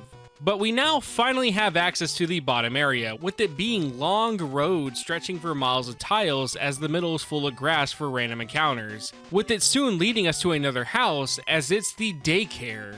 Now for me, I never used the daycare, as I always hated that they will teach moves that your Pokemon learn naturally from leveling up, regardless of the fact if the move is shit or not. It's not till Gen 2 breeding when this becomes more involved and worth it to me, but it's just like the XP share you can get. I always forget the daycare originated in Red and Blue and wasn't a new addition to Gold and Silver. And I mean, can you blame me? It's just so forgettable here. Now, as usual, our main way of traversing is blocked by a guard who wants a drink, so the underground path to the next town is our only option. The tunnel will then take us to the city called Vermilion City. Like, the anime made Vermilion come off as a huge area full of life and people. Then when you go back to the game where it originated from, there's just like nothing here. The only people to talk to here are this old dude, a girl, in the Machoke building area. Besides the third gym, you can find the old rod as well, and again the one-off trade. If it wasn't for this being the only location that lets you get Farfetch, I don't think I would care all that much. But honestly, compare this place to Misty's area, this is a joke. I'm gonna cover this part before the SSN because truly there's not a lot to say, so let's talk about the third gym leader.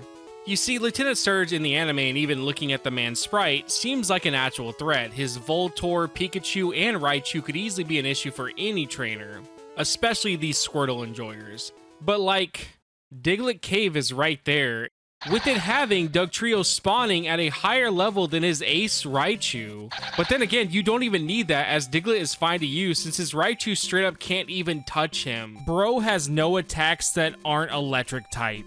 Being honest, I'm not complaining since I'd get the damn Pokemon every time I come here if I want an easy fight. But to go from dealing with upwards of 17 trainers in Misty Starmie to go catch one Pokemon and beat everything, I guess the SSN is supposed to serve as the dungeon before the reward of fighting him, as without going there for the HM cut, you can't even get inside, but I find that to be such a reach to say. Even if you decide to not go the broken route and just get a Diglett to win, the challenge itself really isn't all that hard either. Like Pikachu, he's worthless, but he can at least hit ground types. Voltorb has no stab electric moves because someone on the design team decided these two can't learn electric type attacks without the use of TMs. No, I'm not joking, they never learn a natural electric attack once. Raichu, well, if you aren't using Diglett, could be an issue, but again, it's Raichu. Starmie is way more of a threat. Raichu does get a major buff in yellow, but that's for another time to talk about. Surge, however, is just bad, but maybe the gym puzzle can make up for it. Nope, the gym puzzle fucking sucks as well. I know there's like some cheese or something you can do to easily beat it, but goddamn does this just feel like RNG till the game decides I'm right. You're required to pick a random trash can and hope the button is inside. You need to then do this twice, and if you pick wrong, you have to restart fully and the buttons will then be randomized. It's not fun, engaging, or fits any theming of an electric gym. It's just straight ass. Like, I love Surge a lot. The fact he's one of the few to talk about the Pokemon War that happened, and him having all these theories that formed around him from this small bit of text talking about a Pokemon saving him from said war, from the player's dad dying in this supposed Pokemon War, or why there's not really any young men and mostly just older folks because they're fighting in said war right now. This is why I find him to be enjoyable as a character and lore-wise. Just damn, bro. They did this man dirty. If the random trainers on the gosh darn boat are harder than the legendary third gym leader, bro needs a new job. Well, it's time to talk about the SSN now. I'll be real, I kinda never enjoy the SSN anymore on my replays. I used to love it as the idea of being on a cruise ship and getting to see random folks inside their rooms just waiting for departure, with a good amount of items to be found as a bonus. But now every time I replay it, I just want to get it over with so I can fight Surge. It really feels like padding to me. I just can't vibe with this area as much as I used to. I'm all for rubbing a grown-ass man's back and then checking to see his vomit in the trash, but I'm also just as much not for being here at the SSN. Regardless, it's not a terrible area, and I never dread being here. I just find myself not wanting to stick around long like I do for the other towns. I think a lot of the love for the SSN just comes from the theories and mysteries surrounding where this ship goes when it leaves, as lots of people assume there was a town called Neon City that could only be accessed with the cruise ship. Then you also had everyone's favorite Mew under the truck rumor playing a big role into those discoveries of the what if. Even though Mew is way better than that and prefers to be hiding inside index numbers, but I digress. I still find the idea that there's just this truck that's hidden in this spot here, with it being so out of place since Kanto people barely can afford bikes, let alone a Ford Raptor F-150.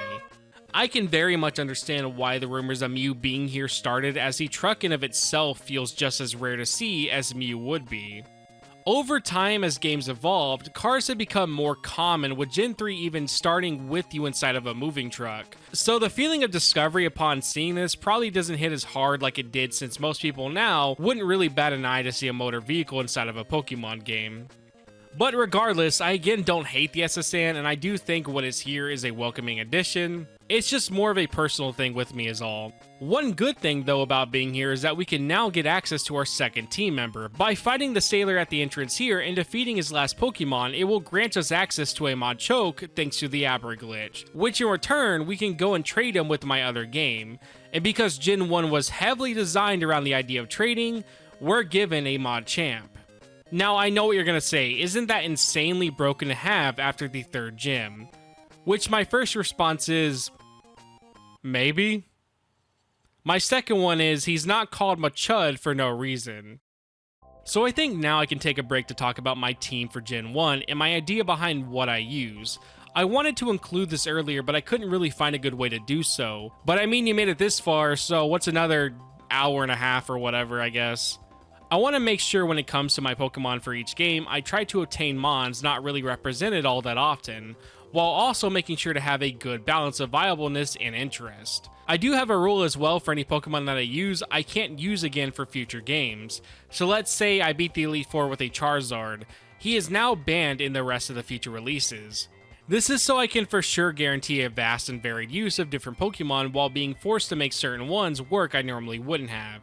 So for Gen 1, my full team will consist of my starter Bulbasaur, with the reasoning being to experience the built-in difficulty system since I picked Charmander in blue. Plus, I like Bulbasaur. Machamp, however, was chosen to showcase trait evolutions. I went with him over Gengar or Alakazam because I don't ever really see him get used a lot by anyone over the other trait evolutions. I now fully understand why, especially for Gen 1. But regardless, I picked him for that reasoning, so I'd have to use the trading since that was the main selling point for these releases. Machamp, however, has one good fighting type attack, and it's low kick.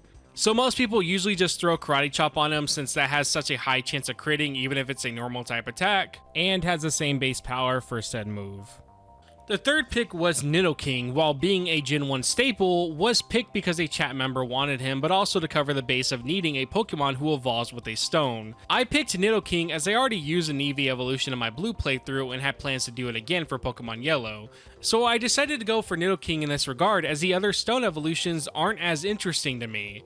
Nidoking is also a good showcase of the gender system they try to implement for Gen 1, as Pokemon didn't have genders till Gen 2. Pokemon was woke before it was cool, I know. Pokemon apparently going woke, offering a $200,000 a year salary to inject for somebody to inject wokeness into a beloved IP. But I guess they still wanted to implement this idea, so they just made this specific Pokemon be two different species in a way. So I felt Nidoking, regardless of his overuse on every Gen 1 team, had a lot of merit to showcase for Red and Blue as a whole. Sadly, he's fucking terrible till you get Earthquake. And then once you do, there's no reason to use any other move. Now, no Pokemon team is complete without a water type, with that water type being Poliwrath. Now, I picked him mostly from the fact I used a go-to water type in blue, so for a change of pace, I felt going for a not-so-good one would be a unique experience. And I find the Poliwag line to be the epitome of Pokemon designs. Like this, looks like a Pokemon. Even if you didn't know who this was, you probably still would say this is a Pokemon. Poliwrath, however, is quite bad in Gen 1, as he's a water fighting type, which prioritizes attack over special attack. He learns no fighting type moves at all, as since he's a stone evolution, they usually won't learn any moves after evolving. This is done to balance out the insane boost in stats you get, since if you do it too early, you will now have a beast of a Pokemon with nothing to show for it. But here's the thing, for some reason, Poliwrath can learn 2 moves, and they're both not fighting type attacks. So if you decide to run a Poliwrath on your team, your options for staff fighting moves are Counter, which lets you hit hard back if hit first by a physical move, and let's just say if your strategy for Poliwrath to be good is to let him get hit, it's probably not the best option. He's not insanely frail by any means, but like, just use Snorlax, he does this way better. But the sad part is, this is the best fighting type move for TMs. The other 2 options are Seismic Toss, which the damage it does is equal to your level, and Submission, which hits you with recoil. So either I get hit to deal damage, or I deal damage and get hit. Electric Buzz was my option for an electric type, as I also needed a good way to showcase the version exclusives. Since Magmar and Electric Buzz feel like a good pair to associate what game they're in, I went with him. Honestly, not that bad of an option if you really just don't want to run a Jolteon. Give this man the Thunderbolt TM and he pretty much can cook for the rest of the game. His moves he learns aren't bad by any means, but like Thunderbolt and Thunder will basically do everything you pretty much need for the most part. Finally, I went with Jinx as I wanted to have something to deal with Lance's dragon types, and since I didn't want to waste my one-time use on Lapras in Gen 1, Jinx seemed like a more interesting choice. As not only is it one of the few in-game trades you can do, which grants her boost in the XP for that reason alone, when do you ever see people use Jinx? Jinx being an ice and psychic type means she fucking goes hard in this. Access to Blizzard, Psychic, and whatever 2 moves you want to add. She covers a lot of ground for sure. I honestly got a huge appreciation for Jinx after using her for my Gen 1 playthrough. Just could really deal without the racial stereotypes. So with my team of 6 picked, this is what I set off to find for the adventure. But the break is now over, let's go ahead and continue on. We stop by the Pokemon fan clubhouse so we can pick up a bike voucher while meeting a Clefairy with identity issues. I also end up doing the glitch for a long time to get a pretty good amount of Pokemon. As you can see here, the list is for sure growing. But the next place we need to trek through is Rock Tunnel, and if you know about Rock Tunnel, you know. Now, I've said everything I wanted to say about the caves, as Rock Tunnel has the same exact issues, just now it's dark. So instead, I'll cover why I hate Rock Tunnel in particular. Now, upon entering, you will see that the whole area is dark as shit. Visibility here is about as good as my videos being in the algorithm. The paths are more confusing, the trainers are more abundant, the what? I said the what? The what? You get the point. So upon seeing, well, nothing, you wonder, what should I do? Well, if you were a young kid in the 90s, your options were probably either to brute force through the cave, which is what I'm sure many of us did, or go find the HM for Flash. Now, HMs are their own can of worms, and to sum that up quickly, yeah, they're annoying, but for the time period, do help serve to get the player more interested in exploring the world while needing Pokemon to do so. It's annoying in execution, especially if you want to run a team of 6 at all times and not waste move slots and HMs, but I think idea-wise is pretty smart. But Flash in particular is the worst HM for Gen 1. As this HM will only ever be good to use for this area, so to actually find it is annoying. I actually just learned right now while typing this part of the script where Flash is even at. I didn't even know. You see, in certain buildings you can find this guy who's Professor Oak's assistant. He will reward the player upon a certain number of Pokemon found in the dex, with things like the item finder, EXP share, etc. Well, the first thing this man gives you if you see him in this building is Flash. It's not hard to receive by any means, but like, if you just never talk to this one specific guy at the place near Diglett Cave, you will never be told where to find it or that it's even a thing that exists. Like, no NPC at all near here or inside the cave mentions any way to light the area or hint at the existence of Flash.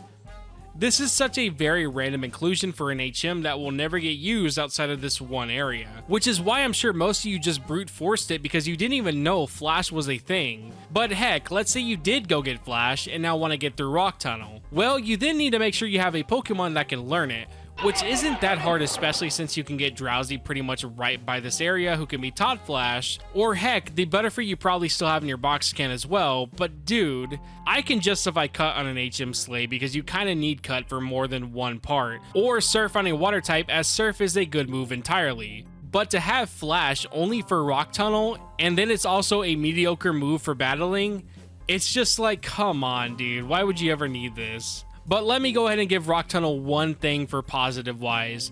Something I find hilarious is after you barely make it through the hellhole of the dungeon, probably all beaten down to the brim of whiting out, they put a trainer right outside the cave exit that you could trigger. I can't even be mad because I do the same shit. And having Lavender Town known for being the place of death and depression, with it also being the next place you see after such a slog, this is such peak humor that I didn't realize till now. But yes, Lavender Town is here. I still remember the creepypastas that skyrocketed from this, all the theories and ideas for how this song made people kill themselves, the ghost hand NPC learning Pokemon could actually die, with them being brought to this huge burial tower that resided here. It's honestly such a tonal whiplash for the player, and I couldn't love it any more than I do now. To see an area that in the grand scheme of things, kinda being a nothing burger as the solution for being able to clear the tower isn't even found in the town itself. From again, the creepypasta videos, the song itself that sounds so eerie and as if it was made for another game entirely. Lavender Town's theme is like Silent Hill's white noise when it comes to the one song everyone samples in their music. One of my favorites being this track by Blake called 99 Peons. I still remember when I heard this for the first time, and I am not lying when I say this. I was at a random house party with a Pokemon shirt on, while like 5 dudes were straight up snorting coke and strapped up in front of me. I had to do everything in my willpower to not tell them this was Lavender Town from Pokemon, as I already did not belong there. Shout out to my ex-friend, by the way, from high school that took me to some of the worst parties. I find the fact that the NPCs talk about their own Pokemon dying or just seem quite depressed with all of it being showcased with such simplistic visuals to be astounding. It's really cool how amazing Lavender Town gives off that dark, dreadful vibe that some horror games struggle to do while still keeping it kid-friendly. But when we look at Lavender Town for things to do, besides the tower, which we can't even clear yet, there's the name changer and that's kinda it. So since we can't do much here right now, we shall come back to the tower once we deal with Team Rocket at their hideout. So onward to Celadon City. Now for me, I find Celadon to be my favorite place to explore, as this is truly the first time where that feeling of industrialization finally hits the player. As you went from Pallet Town, a super small town with like 3 buildings, while being able to see the majority of the whole area on a single small Game Boy screen. Then Celadon brings you this massive sprawling city where it feels like you're walking for miles just to reach the other side. I actually find myself sometimes lost in where places are because it's so big, just like the city I live in real life. That's what I find so appealing about this area. This is even before we go into detail about what's here. From the giant supermarket that towers over everything, with evolution stones, TMs, and stat boosting items to buy, even has this cheeky fellow who gives you the TM for counter but makes this dad joke about it not being the counter in front of him, to then head on over to the game corner that lets kids understand the huge disappointment that comes from losing everything. But my personal favorite is how if you come into this building and head upstairs, the devs of Game Freak will just be here chilling, featuring this really adorable fourth wall break as they tell you, the player, how they created you or what their roles were for the game. This would then become a trend as time went on to throw some of the devs into the world, having a very Easter egg type feel when you just magically stumble upon them, with some of these being quite obvious representations to not so well known encounters. Regardless, to see the whole team just here and it's sort of treated as a, oh, you found us, cool, adds more to the charm of it all, with their only real purpose being to come back when you complete the deck so you can get a diploma, with it also having the added bonus of being printable if you have the Game Boy camera. But besides that, they treat the actual staff as nothing more than other NPCs living in the world. You damn well know if someone like fucking Geoff put his ass in the game, he'd go on to have a whole monologue talking about how this game we're playing is the greatest of all time, then shoehorn in Highguard somehow. You know what? Real quick, let's go see how Highguard is doing. And yep, that's a dev studio laying off everyone after 2 weeks of the game coming out, and it's also shut down. Like Farfetch, this is also another location where you can pick up a rare Pokemon only attainable here, that being a Eevee. If you go up to the very top of the building and talk to this guy who apparently knows everything, you can snag the little fellow and easily get whatever form you want, since the department store has all 3 stones. Living dex wise for the challenge, without glitches, getting all the Eevee forms is the hardest thing to do in the game for me. Mostly because I would have to play up to this part of the game 3 times, as again, having only one of these guys attainable means you're locked out of the other 3 forms.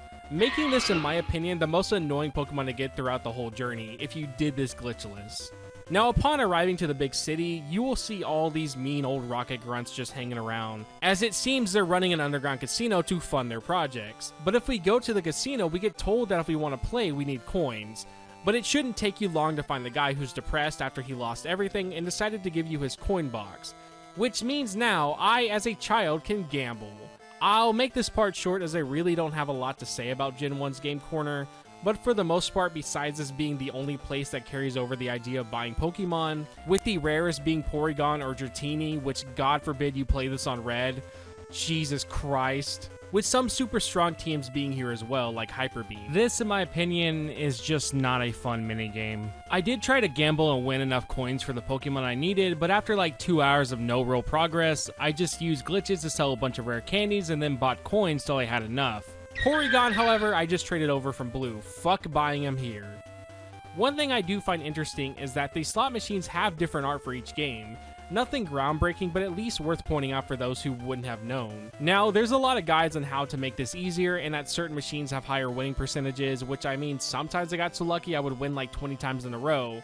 But truly, it still doesn't make this area fun. I do think the Game Corner gets improved on in later titles, but Gen 1's Game Corner is like nails on a chalkboard to me.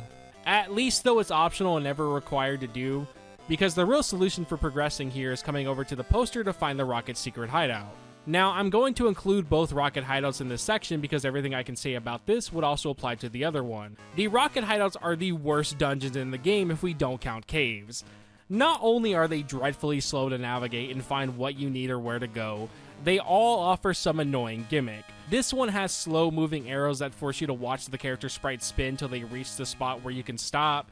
The other has teleportation. All of the grunts are annoying and have the same type of teams you've been facing.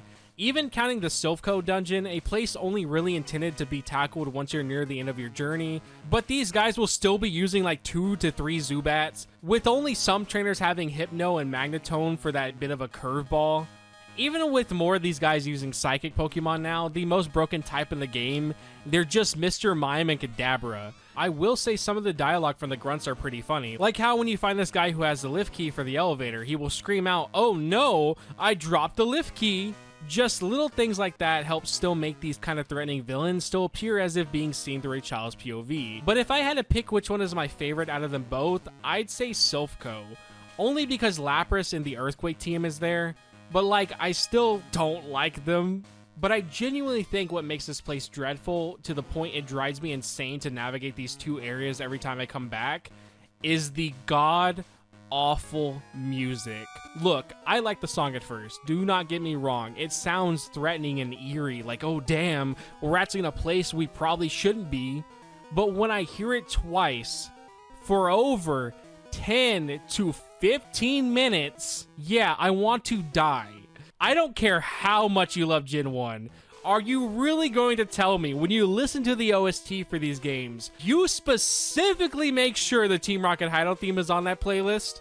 I fucking doubt it. Story and lore-wise, I do find both of these areas to be engaging in that regard. It's so cool to be going into the main hideout, searching and fighting tooth and nail with the evil team that's been a thorn in your side even back in Mount Moon, just for you to finally burst into the place where the leader Giovanni waits, beating him twice and saving the day. It's so wholesome, and you even get the Master Ball, the rarest Pokeball of all time, for doing so.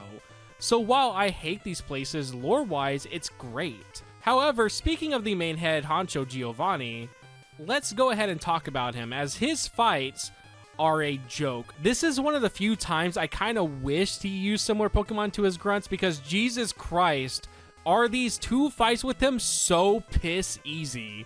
Let's take a look at his Rocket Hideout team. He uses a Onix, Rhyhorn, and Kangaskhan. Even if you had a Charizard, you probably still could beat him, as only his Onix has a Stab Rock move. His Rhyhorn has Horn Attack, and that's it. His main threat will be Kangaskhan, but like again, it's Kangaskhan. You probably have a better normal type at this point than Kangaskhan. His second fight somehow becomes even easier for both Bulbasaur and Charmander, as he loses the Onix for a Nidorino. Which is fair, I would have probably gotten rid of Onix as well. But hey, Rhyhorn is still here, and he also got access to 2 other moves, that being Stomp and Tail Whip. Bro still hasn't given his Rhyhorn a single stab move. You couldn't teach it like Rock Slide or heck even Dig? Like, what are you doing, man? The other 2 threats could be Nidoqueen and again Kangaskhan, but dude, these moves are trash. You genuinely should not ever lose to him unless you are just not trying. His grunts put up a harder fight, and this is the goddamn leader of the terrorist organization. Well, after clearing the Rocket Hideout, we're finally given an item to help us beat Lavender Town's tower. I do find it funny though that the whole Rocket Hideout section is skippable and easy to do at that, as every mart should be selling an item called a Pokédoll that lets you run from any fight. For some reason, when you use this Pokédoll on the ghost fight, it triggers that you revealed his identity and can now progress normally. Now, Lavender Tower is very simple, but I also don't think they could have really done anything different. I mean, lore-wise and layout-wise, it sets out to do what you would expect, having numerous graves spanning across the ground, making mazes for you to navigate, which the attention to detail and correlating it to actual Japanese graveyards that do keep their graves this compact is interesting. Something that would for sure seem weird to us Americans, but when you have no space, you make do with what you got. I really love the NPCs here though, all having this Shinto priest outfit look to them, with them mentioning things like white magic or how they were possessed by the ghost type Pokemon, which seems to be the exact ones they used in their battles. Everything about these trainers feels so unnerving and downright sad. I mean, here we have these ladies who are probably here to help put the Pokemon to rest, but here they are now being controlled by the vengeful spirits that can no longer find peace because of Team Rocket taking a Cubone mother's life, just for the simple fact they wanted to sell the Cubone skull for profit. Now, besides coming here with the scope so you can actually uncover the true identity of the ghost sprite, with it being the Cubone's mother Marowak that was killed, you even find Blue here, who mentions why the player decided to come here if your Pokemon aren't dead, which brings the whole fan theory of why the heck is he here then? Did his Pokemon die? I mean, he seems to not have his Raticate anymore. Now, it's never proven if his Raticate died, as that's always been a theory, but god damn it, that was the case. Lavender Town's narrative hits so hard.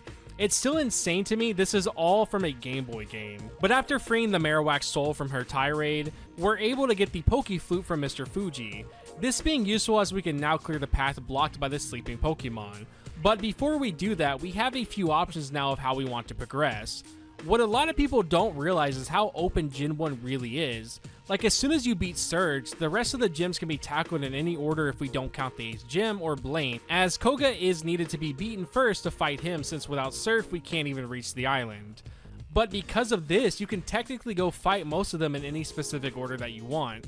Like, for instance, you can take on Sabrina, then Koga, following after Blaine, with Erica being the 7th fight. Or go Koga first, Blaine, then Erica, and then leave Sabrina as your 7th fight. The possibilities are abundant. This is kind of why I feel Gen 1's trainers, even near the end of the game, will still be using non-evolved Pokemon.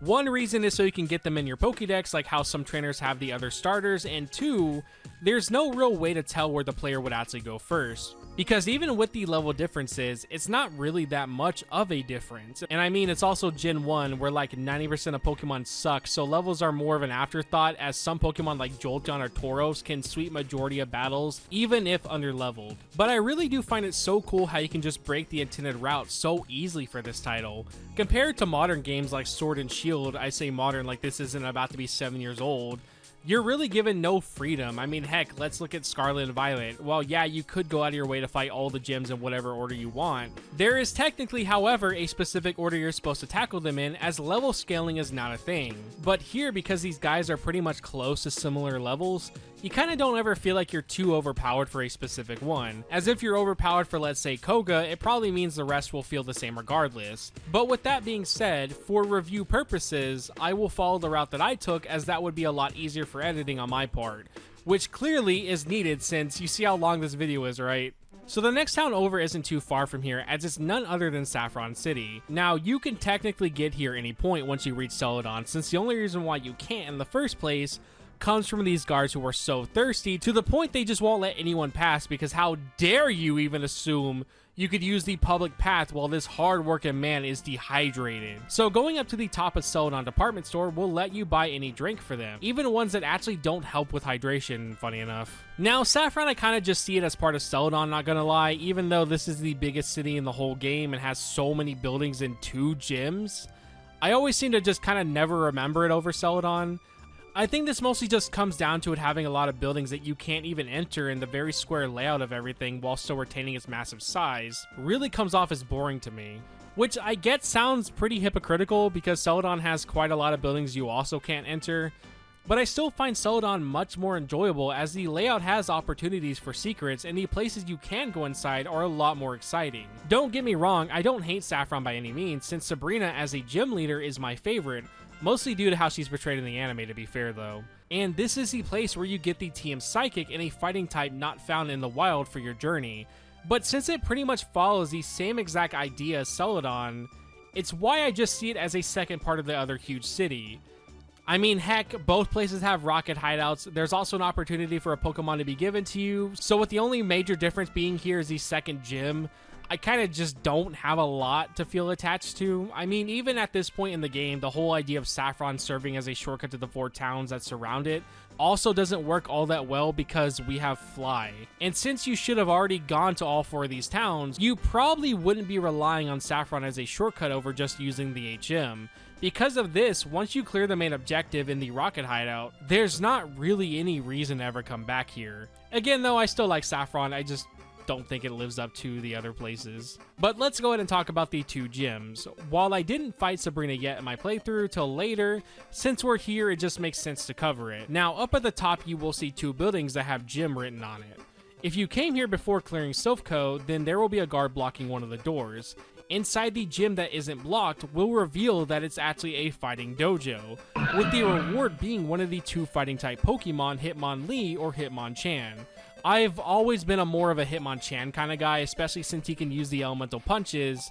Too bad those are pretty much worthless for him in Gen 1, as he's packing a 35 in special attack. Yeah, so I know I mentioned this a little bit before about the physical special split, but let's go ahead and actually talk about it now. So one reason why a lot of Pokemon are outright bad comes from how moves are determined to be a specific type. Now I'm sure most Pokemon fans understand special and physical attacks, Earthquake being physical and Fire Blast being special. Well, all the way up to Gen 4, moves were given these traits based off solely the type of the move. That means even though a Fire Punch would be physically hitting something, because it's fire, it's now a special attack. It's another main reason why Flareon and Poliwrath are just so bad, but somehow in the exact opposite ways. One being a physical attacker with mostly special moves, the other being a physical attacker with no real good physical moves. But focusing on Flareon, since he's more about physical attacking, and I don't want to hear the BS about how, well, his special attack is 95, the only way you're going to use that is either by teaching him Fire Blast or getting to level 54 with Flamethrower, as Fire Spin ain't doing jack shit for damage. He can't even really take advantage of the fact it's a stab trapping move either, because sadly Flareon is so slow and lacks any real defense. Good luck hitting anything before you die. Comparing him to the other 2 Eevee evolutions, there's a reason why these 2 outclass Flareon by miles, because no matter how you look at it, they both have way more opportunities to take advantage of the special and physical rule for Gen 1. Looking back on it now, it's insane this was made the way it was for so long, Because goddamn are so many Pokemon from Gen 1 still suffering with similar issues up to Gen 3 because of this reason alone. But I still find the fact you get a choice for either option of the two iconic fighting types from Kanto is nice, even if fighting in this gen isn't that great regardless, looking at you again, Poliwrath. But it's time to face the one and only Sabrina. Now, I'm gonna be real here, I find Sabrina to be the hardest gym in the whole game. This is solely for the fact she uses Psychic types. Now, I think I can finally address just how broken Psychic types are. Look, on the surface, they don't seem that insane until you decide to look for 5 seconds and see, these are all the Psychic types in the game. Yeah, that's motherfucking Mewtwo. Psychic types are able to deal super effective damage against fighting and poison, with them taking super effective damage against Bug and Ghost. Or I would say Ghost if there wasn't a coding error that prevented Ghost from even hurting Psychic types.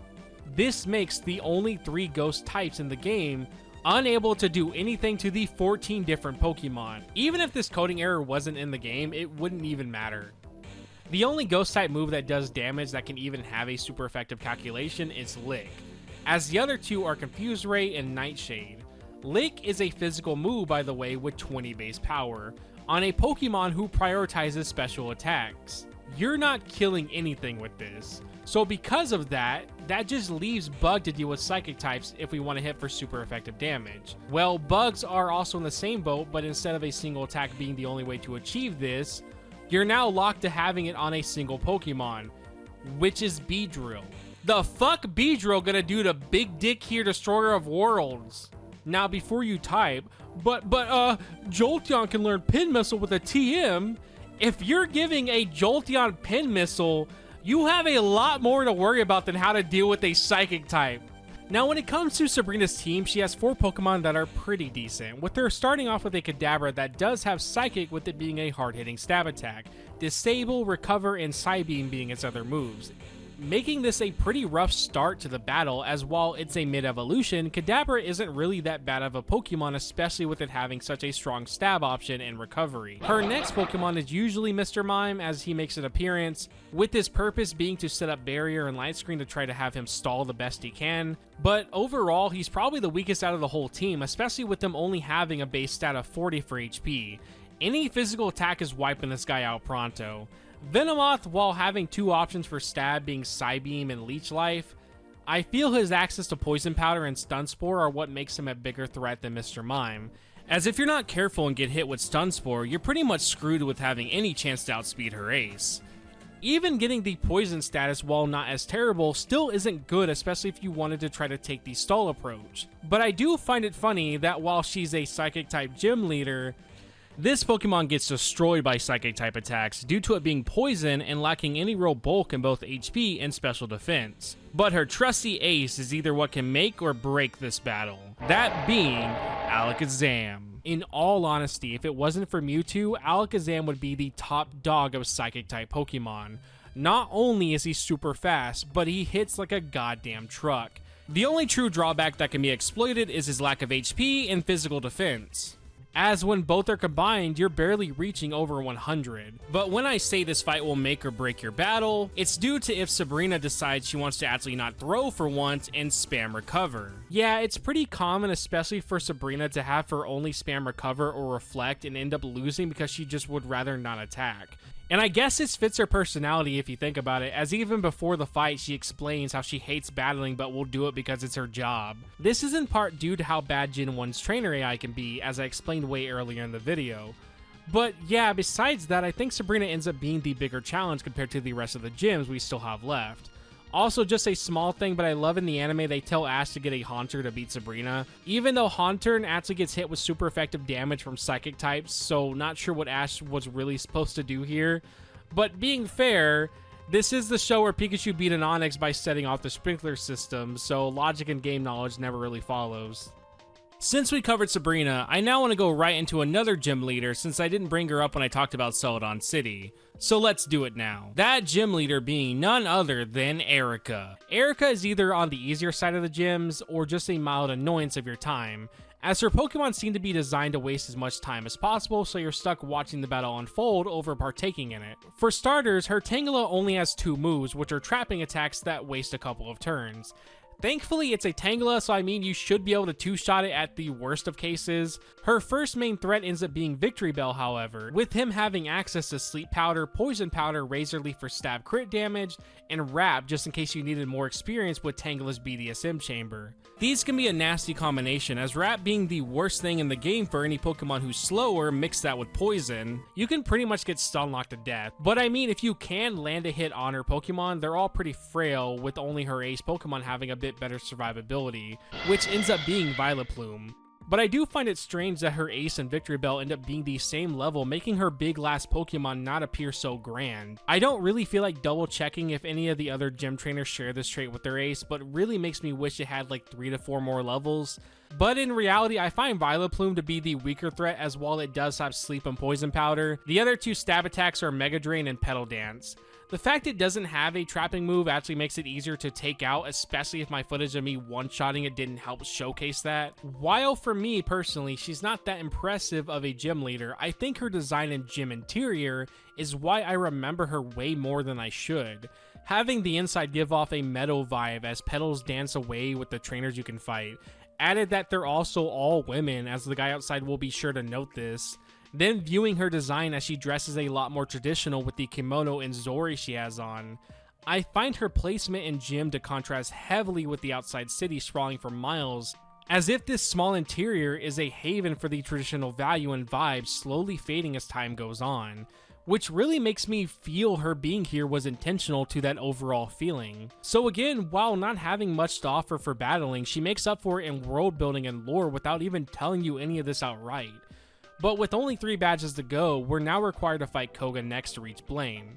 One thing I never realized when it came to reaching Koga is that this whole time he had 2 paths you could take, as I always just assumed Route 12 through 15 was the only way to reach him. Because of my lack of knowledge, I ended up always dreading having to experience this section. Luckily, I was glitching for Pokemon encounters, so it made this process a lot more enjoyable. But goddamn, dude, without that, it's nothing but long hallways and trainer fights. Worse than anything we've seen so far. If you wanted to fight every trainer back to back from the top of Route 12 to the next town, there's over 35 to fight. I know this is quite excessive even for a late game area, and while it's probably here for easy EXP farming, this is what I again meant by Gen 1 just having very boring ways to make routes feel alive. Even though I think the amount of trainer fights here are way past excessive, to put it lightly, I still take this path regardless. This is in part due to it being next to the ocean and having this long trek by seaside. I also find that the poorly designed maze you can come across while walking, with it making no sense to build it this way for any type of proper traversal, just to be a really fun time experience. At least fun when you're not being stopped 24/7. Now, for practicality, this is not the optimal path of getting to Koga, as if you want a faster and straightforward option, look no further than the bike path from Route 16 to 18. Now, to access this route, you need to head back and use the bike voucher you acquired to get yourself a trusty pedal bike. Also, I know someone will give me crap that I find this way to Koga to be a lot more enjoyable, since upon glancing at it, this is an actual straightforward hallway with trainers. But I enjoy this section a lot more for a few reasons. Not only is it a lot less guys to fight, the path as a concept is so cool. I like that the whole thing is a downhill slope, causing the player to always move forward unless facing sideways or in these middle sections. I mean, Game Freak even made sure to make a road have the illusion of an incline on the Game Boy. Is such an insane thing to me, as I'm sure if they kept this a flat path, no one would have even cared. But to go that extra mile to have this stand out in something as simple as if on tile player move forward or whatever the heck code for it would be, if only we had a code expert to ask around here. To me, it makes this path way more enjoyable, but in reality, I feel the reason why you have the 2 options is because you can just outright not find the bike voucher, as it's given to you by the leader of the Pokemon fan club after listening to him ramble. Now, although I find this a very hard NPC to miss, I could see it happening. So by having 2 available routes for said town, it helps make the world appear larger and grander, while making sure you avoid the chance the player could find themselves stuck with no idea who to talk to for a single key item to attain a bike. I can't really think of any other Pokemon games that have ways to reach towns in multiple ways like we see here. I also haven't touched any of the games in years, so that could be clouding my memory at play. Like today's sponsor. Oh yeah, no one watches this shit. We ain't getting any sponsors.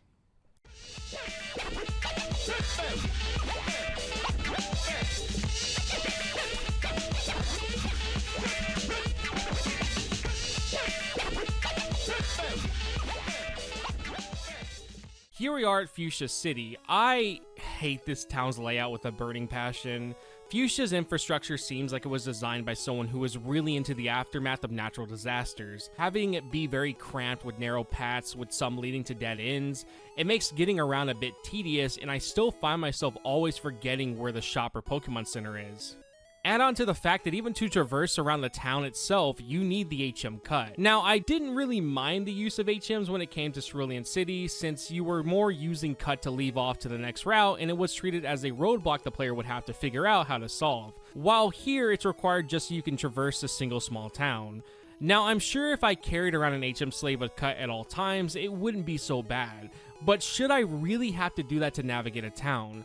Not a route or dungeon, but a city. Now, Fuchsia City isn't all bad, as there's a few fun things to do here. Like for starters, we have the gym, a guy who gives you a new fishing rod, another HM to find, and that's it. That's all the good things here.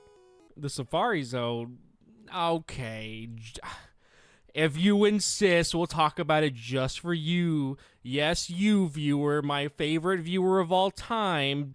The Safari Zone as a concept is super unique. It makes the status quo we've been using the whole time for how Pokemon are caught and throws it out the window, as we have this entirely new mechanic for catching these creatures. Instead of battling, you throw rocks or bait to help increase your chance of snagging these wild Pokemon, with the good amount of the Pokemon you can find here being entirely exclusive to the Safari Zone, from Tauros, Kangaskhan, Pinsir, and Scyther. These are Pokemon a lot of people would see as rare and worth going for, but the catching mechanics here are designed so badly. The fact you can easily find people complaining about the Safari Zone and countless how-to videos just so you can understand the mechanics for this minigame is not a good sign. You see, the idea behind the Safari Zone is you're given Safari balls to capture whatever Pokemon you can come across, with the course having unique parts of the map. The deeper into the course you go, the more opportunities for rare and unique spawns to start occurring. But here's the thing. Since you can't battle these wild Pokemon, you're at the mercy of hoping your Safari Ball will catch it. But to catch a Pokemon with a ball that's no better than a Great Ball while doing this when they have full health, that's easier said than done. Mostly in due part to Pokemon having the chance to outright flee, making your luck of getting some of these Pokemon a absolute nightmare to do. Like, God forbid if you want a Kangaskhan, as not only is her spawn rate so low, her catch rate is even worse. But don't worry, the devs thought about how hard this would be for the player and decided to implement some counterplay. And that's where rocks and bait come into play. Bait, when thrown, will cause the Pokemon to start eating, helping it stay longer while lowering its catch rates. Considering these are some of the harder spawn catch rates in the game, we don't really want that, so instead, let's try out the rocks. Rocks, when thrown, upset the Pokemon, which I'm sure getting hit with a rock would piss me off, so I understand. The problem with the rock, however, comes from the fact it causes them to flee easier. Even with the very small boost in catch rate from said rocks, anything that makes fleeing Pokemon who already can flee in 1 to 2 turns, and now you're giving them a boost to help them flee even easier, is just never a fair trade-off. So because of that, the best strat to do for the Safari Zone is to just throw balls and hope you get lucky. Rarely does anyone ever use the Beta Rocks, as even with the added bonus of said increase to catching modifiers and all that pizzazz, it's never enough to justify the risk. Like, why waste a turn throwing bait just for the Pokemon to flee right after anyways, versus throwing a Safari Ball and hoping it works? I can say right now, I do see why the Safari Zone ended up being removed, with it kind of making a return later on in the series with X and Y's friend Safari. It's a lot more straightforward and, dare I say, follows the spirit of friendship more than this does. Thankfully, all of this can be avoided as for whatever reason, Gen 1 has a huge glitch with the Safari Zone. If you decide to waste the 500 steps you're given, and then fly to the next town that we will be visiting, you can use the shore here to encounter the Safari Zone Pokemon and catch them with regular balls. Now you may be asking what our purpose of being at the Safari Zone is. Well, if you explore around town and talk to NPCs, they will tell you how the owner of the Safari Zone is speaking a weird language, with others going on about how he has false teeth. You're supposed to use these clues and journey through the Safari Zone to find the owner's lost pair of teeth tucked away at the very end of the course. Plus, inside this house you can find the Surf HM, so don't forget that. After everything has been found, you can bring back the teeth to the old man and get access to the HM strength. Without this HM, you can't clear the final area of the adventure. So that's it, we can now go fight Koga. Koga, bro's basically a glorified Team Rocket grunt. He's a poison type gym leader, so you think because of that they could have experimented with some unique poison Pokemon for his team. Like he could run Tentacruel since he's near the ocean. Arbok is what's more iconic for a poison than a King Cobra. Heck, give this man a damn Gengar or something, as his ninja motif could make sense with Gengar as he hides in the shadows. Instead, he gets 2 coughings, a muck, and a wheezing. The grunts have the same damn teams as the 5th gym leader. A slight spoiler, but his team actually ends up being worse in yellow, if you could believe it, as he gets 3 Venonats and a damn Venomoth. Like, what the heck, dude? Who on the dev team hated Koga? Now, sadly for Koga, I kinda get why his team is so lacking, as personally, I do think he should have gotten a Gengar, but since Gengar and his line are the only ghost types, there's a reason you don't see a trainer use one till the end of the game, so that way it can feel special. I think if they wanted to avoid using Pokemon from other gyms or late game mons like Gengar, I would have easily gone for Venusaur to be his ace, but again, gym leaders using starters isn't really a thing in Gen 1, even if they break this rule with normal route trainers. So in all reality, he either had to go full in on the grunt team layout, reuse a lot of Pokemon we've already seen, or pick ones we won't see till later on that other trainers' teams have. Because of this, Koga just ends up being so forgettable. Like, damn dude, what more can I say when this is his team compared to a bunch of Team Rocket grunts? Sadly, dude, it doesn't really get any better from here on out, as up next we have to go fight Blaine, and he's about just as bad as Koga. But now that we have access to the HM Surf, I want to make 2 stops before we head off to Cinnabar Island. If you recall back before we made our way into Rock Tunnel, there's this long river that stretches past where the player can see. Now that we have Surf, we can make our way down the river to see what awaits us at the end, as it's none other than the Kanto's abandoned power plant. Inside, rocks cover the ground, making paths trickier to walk through, as each hallway and room brings a feeling of a treacherous maze.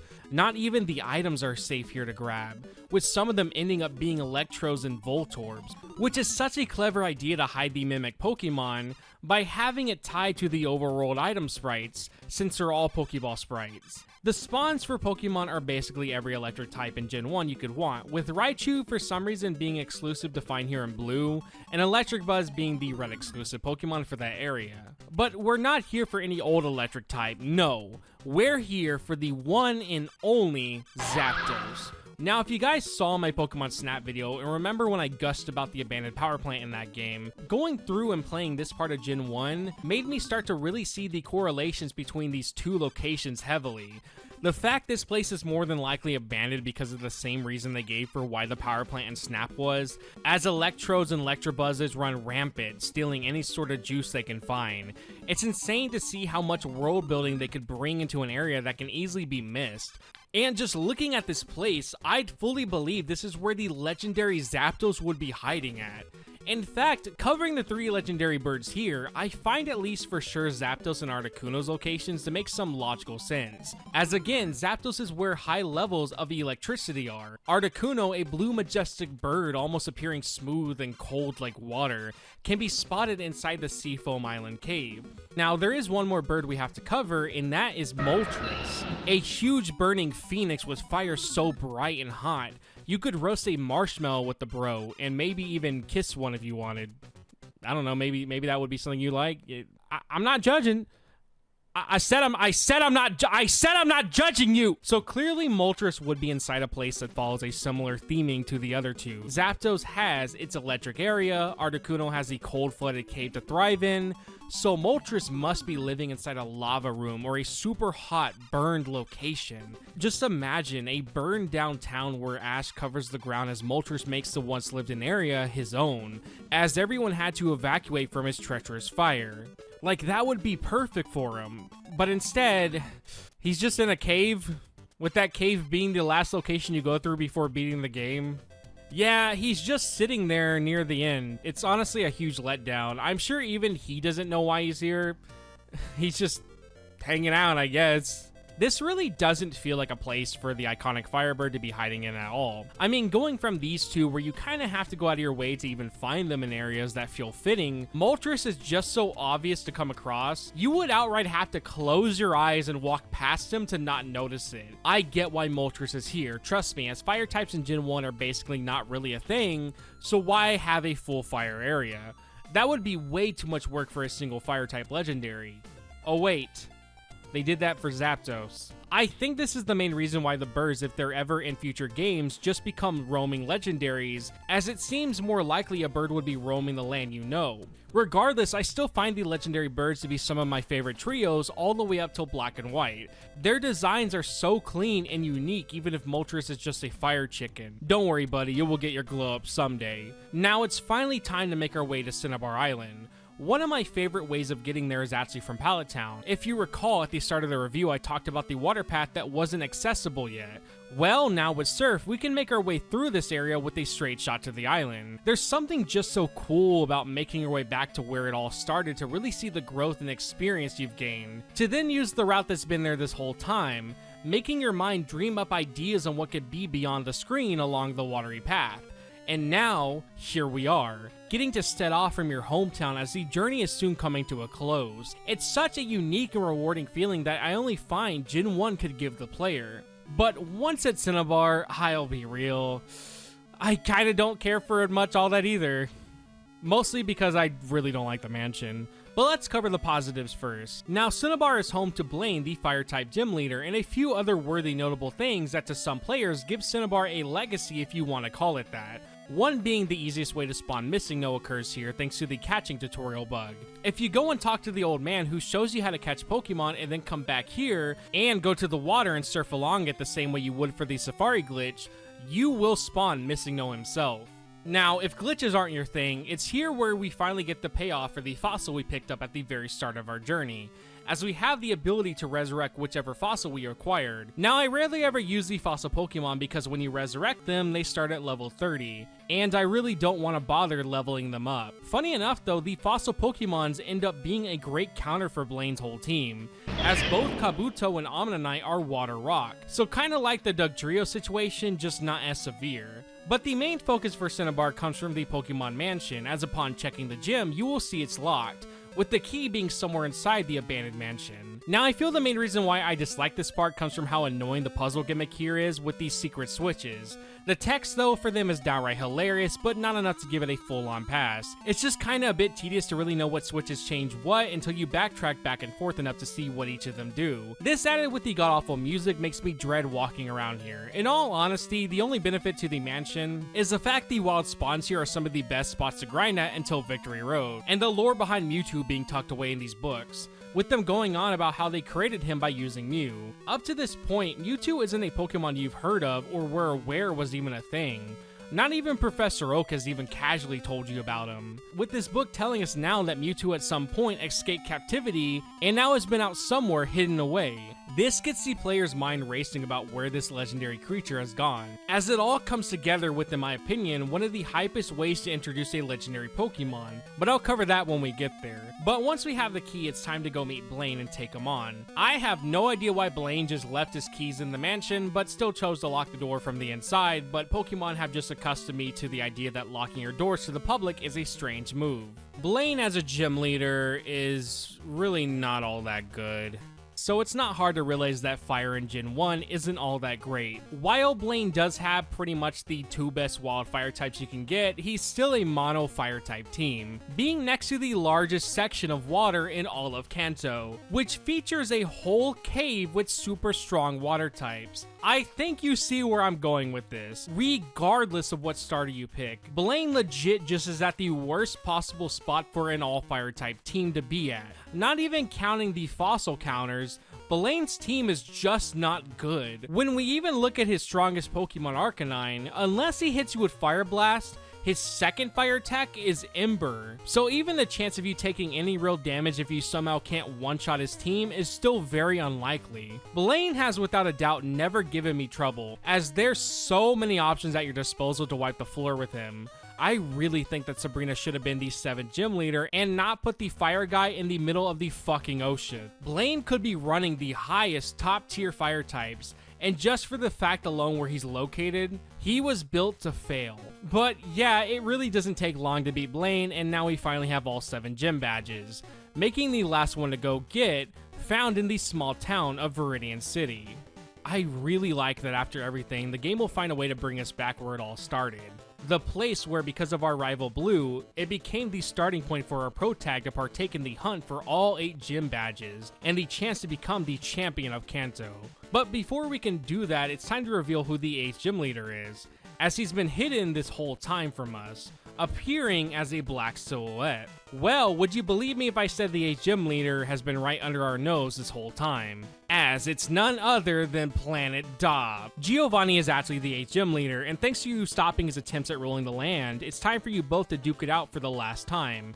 And he means business. Okay, yeah, no, his team is just as bad as it was before. He does have a Doug's Trio now and his Ace Rhydon with 2 one-hit KO moves, but when said moves are bugged to never hit a Pokemon faster than the user, it's less scary than it sounds. Honestly, the scariest part about Giovanni is the fact there's a soft lock that can occur where the game will check the flag tied to getting the TM from him even if you never fought him, meaning the game would then be soft locked in unbeatable as he always leads for good upon the flag being activated. This is also a soft lock that can be triggered randomly before you even come to the gym to face him, as far as I can tell. With this occurring so late into the game, it actually makes me so fearful to play Gen 1 again, as I watch my friend who streamed this have this very soft lock occur, and we still don't know what he did to trigger the flag for it to assume he was already given the TM. Overall, just like his previous fights, I have nothing else to really say besides bro needs a new hobby. Because his team is easily destroyed by water types, which considering where we just came from, it's not hard to be prepared for this battle. Also, if any of you know why this soft lock for the flag marking itself as completed occurred, please let me know, as I've researched everything I could about it and no one I've found seems to have the answer. But once beaten, Giovanni actually leaves for good, as we will never be able to find him in the game after this moment, granting us a TM and the final 8th gym badge for the Pokemon League. Now that we have all 8 gym badges, the final thing to do is face off against our rival one last time before making our way inside the tower. Now, I kinda waited a really long time to talk about Blue, as I couldn't find the best place that would let me go into how I felt about him till now. You see, all the time I heard nothing but people going on about how Blue's this asshole rival, that he's purely a dick and so rude and mean, with fans wanting rivals that are dicks like him. And after experiencing the game 3 times, yeah, he's a bit arrogant, occasionally brags about his accomplishments and doesn't help you in situations like Silphco, but to call him a dick? I don't know, I just never saw Blue as this humongous asshole that people describe him as. With the majority of the encounters you have with Blue, he just seems more curious why you're there with him, or wants to just talk about something he already done, and then compare teams by fighting. The only rude thing I guess I can recall back to in the story is when he told his sister to not give us a map, and the common smell ya later catchphrase the man is obsessed with. Look, I'm not saying he's as nice as the newer rivals, but this really just feels more like a fun little rivalry between 2 friends, more so compared to a guy who outright wants to shit on us the whole time. At worst, he's arrogant. At best, he's just cocky. Do I think Blue, however, is the best rival compared to all the other ones? No, not really. In fact, I find the black and white rivals to be more engaging to see, even if Bianca to battle her at her max potential can only be done post-game and on Saturday nights only. But I think if there's one thing Blue does right is his team. His team for Gen 1 playthroughs is actually really good, as it starts off bare bones and slowly he gets new members added, with him showing he even switches some old ones out for new guys, just for his crew right before the fight outside the final part of the game, to be an actual competent team. Man's rocking Gyarados, Alakazam, and Charizard. Just seeing that his team and yours have been growing, and you really do see this throughout the game, since Blue has a good amount of forced fights. It's why I feel Blue has such a strong impression on a lot of people, with every interaction always ending in that iconic smell ya later line. And the fact you can straight up lose the first battle with him, I can't think of a lot of modern games that let that happen. But with Blue finally out of the way, he lets us know he's going to hurry up ahead to become champion with us following right along. Well, ladies and gentlemen, it's been a long video, but we're finally at the end section with only 2 places left to cover. That being Victory Road and the Elite Four. Out of all the places you go to for your badge drop-offs to make it to Victory Road, I always found Gen 1 to be very unique. Since the resources were very limited, they used what they had to make the area feel interesting and also a bit strange. Like how there's this whole section that you need to surf across, with it leading to wild encounters that can be found in the random patches of grass here. Plus the part with all the statues at the end that form into a maze that the player needs to navigate through. All of this with the badge guys reading off each badge to make sure you have it. I can't tell you how pumped I get every time I'm here to make this trek. It's why for me, Gen 1's Champion Road ends up landing a lot better compared to recent titles. This, however, feels like a route in of itself.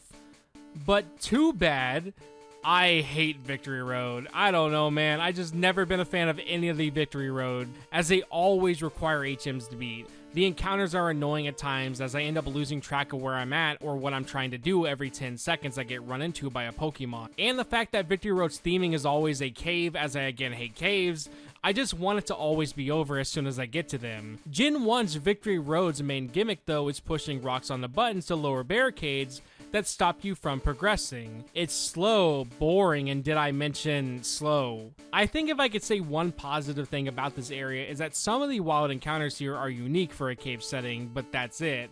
That being said, I guess if you really like dark, damp, and slow puzzles with the added bonus of Moltres being here chilling, then you probably will love Victory Road for Gen 1. But enough about that. It's time for the one and only Elite Four Challenge.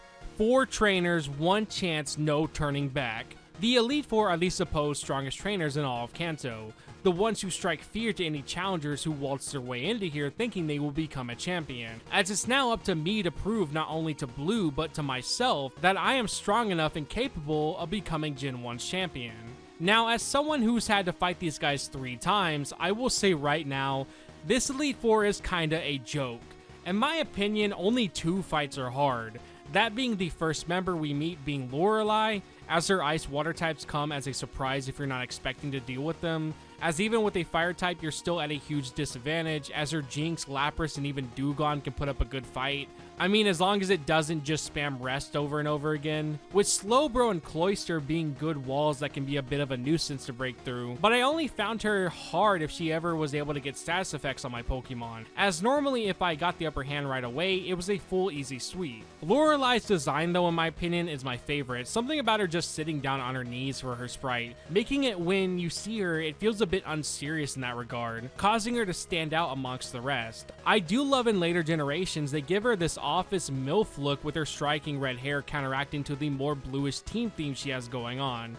I don't know, maybe it's just my attraction to older women who look like they would crush my head with a car door that makes her stand out to me. It does suck though in later games, she loses her spot as the first Elite Four member, but regardless, it's a good fight indeed. Now here comes Bruno, and holy shit, is this guy fucking awful. I have no idea how this is even a team for a final area. The problem mostly comes from the fact he's a fighting trainer, and as we all know, fighting in Gen 1 is basically a death wish to use viably, as the man is rocking Machamp, Hitmonchan, and Hitmonlee.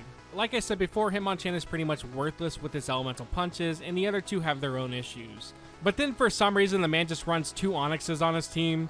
I have no idea why they didn't pick something like Gravel, or heck even just make one of the Onix a Poliwrath just for the added coverage.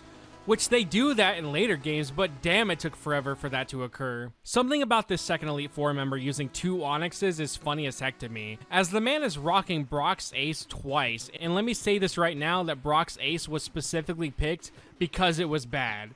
Bro's just doing this for the love of the Onyx. Bruno, however, to me is the most forgettable one of the 4. Like, if you held me at gunpoint and told me to recite all 4 of the members, Bruno would be the reason why I would be appearing on a milk carton missing. His karate look fitting for a fighting type trainer just doesn't do it for me. Maybe if I was into buff, sweaty dudes who want to crush my skull in a car door, I'd be all over this man, but regardless, terrible fight and forgettable guy. Now here we are at the ghost trainer of the game, Agatha, as she and Professor Oak apparently go way back, with their commenting how he used to be a brilliant stud. But because he wants to fiddle with the Pokédex all day instead of getting some of that granny cooch, she despises him. As to her, Pokemon are nothing more than tools for power, which is very insane to see a member of the Elite Four say this, as we're told time and time again how Pokemon should be seen as friends. Then here comes this top tier trainer who proves that even if you go the power heavy route, you can find payoff. Or I would say if she picked a better typing. This might as well be a poison trainer, as she has Arbok, Golbat, 1 Haunter, and 2 Gengars, with even later generations actually giving her more poison types over Ghost. It's weird to me she's seen as the Ghost trainer, but in reality this is just Koga in a dress. What's even funnier, since Ghost types pretty much can't hurt Psychic types, you can easily sweep her whole team with a single Psychic type Pokemon, as even Arbok and Golbat still get hit for super effective damage. She's not as easy as Bruno is, but damn does she feel like a walk in the park. At best, her team seems to be built around stalling and dwindling your health down by keeping you asleep and hitting with Dream Eater, or poisoning whoever she can. The problem is, because the way the AI is programmed, more often than not I've watched her waste turns using Dream Eater first or spamming Confuse Ray multiple times, and that's if I wasn't using a Psychic type. Agatha to me is a cool trainer. I like the idea of seeing this old lady using the ghost Pokemon known for terrorizing and being a nuisance to everyone they come across, with Haunter himself having the ability to lick you and cause you to die while shaking till you can't anymore, or how Gengar, if around, means you're cursed now. To then have these Pokemon on a trainer whose personality is about power being more important over anything else, it just fits her really well. I just kind of wish the Ghost types for Gen 1 had a better representation, as they did get screwed hard in this.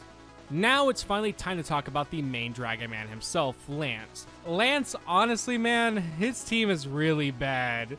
Like, don't get me wrong, Dragonite, his main ace, is a threat for sure, especially since it knows Stab Hyper Beam, and with how it works in Gen 1, means it can rapid fire it with no cooldown. But that's really kind of the only threat, as Gyarados is a bit of an issue and personally the second hardest member of the team for me, since he also has Hyper Beam. But while technically everything on his team has it, these two are going to be the only ones hitting hard enough for 1-hit KOs, as his 2 Dragonairs aren't likely to pull that off. Without Hyper Beam though, their best move ends up being Slam. This weird move list comes down to the fact the only Dragon type move in the game, being Dragon Rage, only does a set 40 damage. Now you would assume that Lance's Aerodactyl could be a threat, and I've had it times where upon using Hyper Beam did make me struggle, but he's very easy to actually take out, as he can get hit for super effective damage by water, electric, ice, rock. Bro is basically screwed by the majority of the common enemies that hit hard. So it's one of those situations where if you hit first, you're good. But then we have Dragonite. Now, I don't know, on one hand, yes, this guy can sweep teams, especially if you're under-leveled like I've been every time I fight him. When I fought him on Blue, I was struggling to keep everyone alive as he one-shotted the majority of my team with Hyper Beam. The only reason why I was able to win was thanks to the revives and the fact he just decided to use another move. But for some reason, and I also saw this on my friend's playthrough, Lance loves to set up for his Dragonite, to the point he does it so much he throws the game. I remember I specifically got Jinx to deal with his ace, just to watch him throw the match and do nothing. Bro set up the best Dragonite in the world for 1 whole minute to then lose. So while Lance can be a threat, it does seem like he also just has really bad AI. One thing I will say is they do make him a bit more of a hassle in yellow, as he gets coverage for water types, which ends up being the majority of the ice types in the game. Overall though, this Elite Four, while iconic, the fact I've been able to beat them and also be like 10 to 15 levels under says a lot on how hard they truly are. I also feel the Elite Four is a good example around the whole idea of Gen 1 being difficult, and honestly, I don't really find Gen 1 to be a hard game compared to the newer ones. I mean, again, look at my team's level compared to Lance. It's a pretty good level difference. especially worse in my yellow playthrough as well. Gen 1 I feel gets this rep of being a hard game that really will test your skills compared to the newer titles, more for the fact it's tedious than challenging, as more often than not the difficulty comes from just dealing with the game being on life support over any actual real challenge, like getting my accuracy lowered multiple times and then proceeding to miss 10 times in a row, or being wrapped and unable to do anything till the AI decides to use something else or I force a switch out, watching Pokemon put you to sleep right after you wake up because the AI is programmed to basically react as if it can read the future, getting frozen and now having a dead Pokemon that's still alive with no other way besides an item is again not hard, it's cheap. The cheapness is exactly how I feel about Lance and honestly most of the game as a whole. Like I said, if he is one-shotting with Hyper Beam because of how it specifically works in Gen 1, that ends up being the only reason why he's difficult. If he was to do the same strategy in later games, bro is dead next turn. I can understand how Gen 1 does get this rep of being severely hard compared to titles that have your Pokemon survive because it loves you, but I feel this is due more in part to the fact that the games are designed better. In some aspects, that better design will make things easier because we're not fighting with the game's code and shit AI to work. If you compare a Gen 1 mod to any newer ones, the power creep comparison is insane, and abilities and access to better moves make what was once a low tier Pokemon become insanely broken. Or heck, you have high tiers in Gen 1 become worthless because of how cheap and poorly designed mechanics were in Gen 1. Personally, I'd much rather fight Gen 1 Lance over Gen 4 Cynthia any day because he's much easier, due to the fact that the game is just easier to exploit for both you and the AI. However, I want to finish this off with Lance. I feel if it wasn't for Gen 2 giving him more lore and character, I don't think people would remember him as much. He's just really forgettable, and I mean, yeah, he uses dragon types, but like, anyone could have done that and been the dragon type master. Nothing about Lance screams to me he deserves his title. Now though, it is finally time to cover the final battle, as we learn someone else already beat us to becoming the new champion, as it's none other than Blue, our rival. I love whenever you finally fight him, he's clearly grown up from this adventure as his sprite is completely different. It's such a subtle change that some people I know didn't even realize he has a new sprite. Now for Blue's team, in my opinion, his best one he can go with will occur if you pick Blastoise. Since I went with Venusaur, he runs a Charizard with his Arcanine being replaced with Exeggutor, who only knows Hypnosis, Stomp, and Barrage. Compare that to Venusaur, who has Growth, Mega Drain, a easy crit stab attack with Razor Leaf, and Solar Beam. I just find Arcanine to be the better fire type to use, even if Ember is the best fire stab attack it has. But let's go ahead and cover his team. His Pidgeot, having some pretty alright attacks, still at the end of the day is a Pidgeot who is not very good. I think the fact that Pidgeot gets a Mega later on, and half the people I talk to about it can't even remember he did, shows just how great this guy is even in today's climate. I feel his main threat is going to come from Alakazam, as he has Reflect, Psychic, Recover, and Psybeam. I've only ever survived against him thanks to the fact he likes to spam Recover with his Alakazam, as again, Alakazam is the second best Psychic type in the whole game. Rhydon though is worthless because he can't even hit with the 1-hit KO moves he has, and Fury Attack is the only other attacking move that the man uses. Like I said, I covered Exeggutor a bit ago and how it just knows 3 moves, so because of that, I find him to be useless for Blue's team overall, since he can't take account for his dual typing as all bro has is normal type moves. Which is insane because Exeggutor is a really good Pokemon, but for Blues, at worst he can put you to sleep, but considering the Pokemon here sells full heals, you can easily counter this. Even if you didn't use items, Barrage and Stomp can be camped out till you wake up, as the chance it can even kill with these 2 moves is slimmer than people who take Ozempic. Gyarados is another boy back in the game with Hyper Beam, so again, unless you can one-shot him first, you're probably gonna die, since at this level, Hyper Beam is going to hit quite hard. But his final being Charizard, at least for the route that I took. Yeah, just use Surf, it clears it. I mean, what else do you expect? It's Charizard. Again, Venusaur has a way better time with this fight over the other 2, but that's Blue, man. And with that, we did it. Man, does it feel so exciting to beat him and put him back into his place. Seeing his dreams be crushed, causing him to finally realize that the way to be a Pokemon trainer truly comes from loving your pals and seeing them as friends and not tools. To have him come to the highest of highs, man was probably champion for like not even 5 minutes just for us to come behind him and take him down. The whole adventure, he was always a step ahead, but like the old saying goes, slow and steady wins the race, and I steadily did what he couldn't and now became champion. Even his own grandpa tells him he's disappointed in his loss, rubbing more salt in the wound, After the victory, it's finally time to lock in my Pokemon for the history. So on this day, everyone can see that I and my pals became the champion of the Kanto region.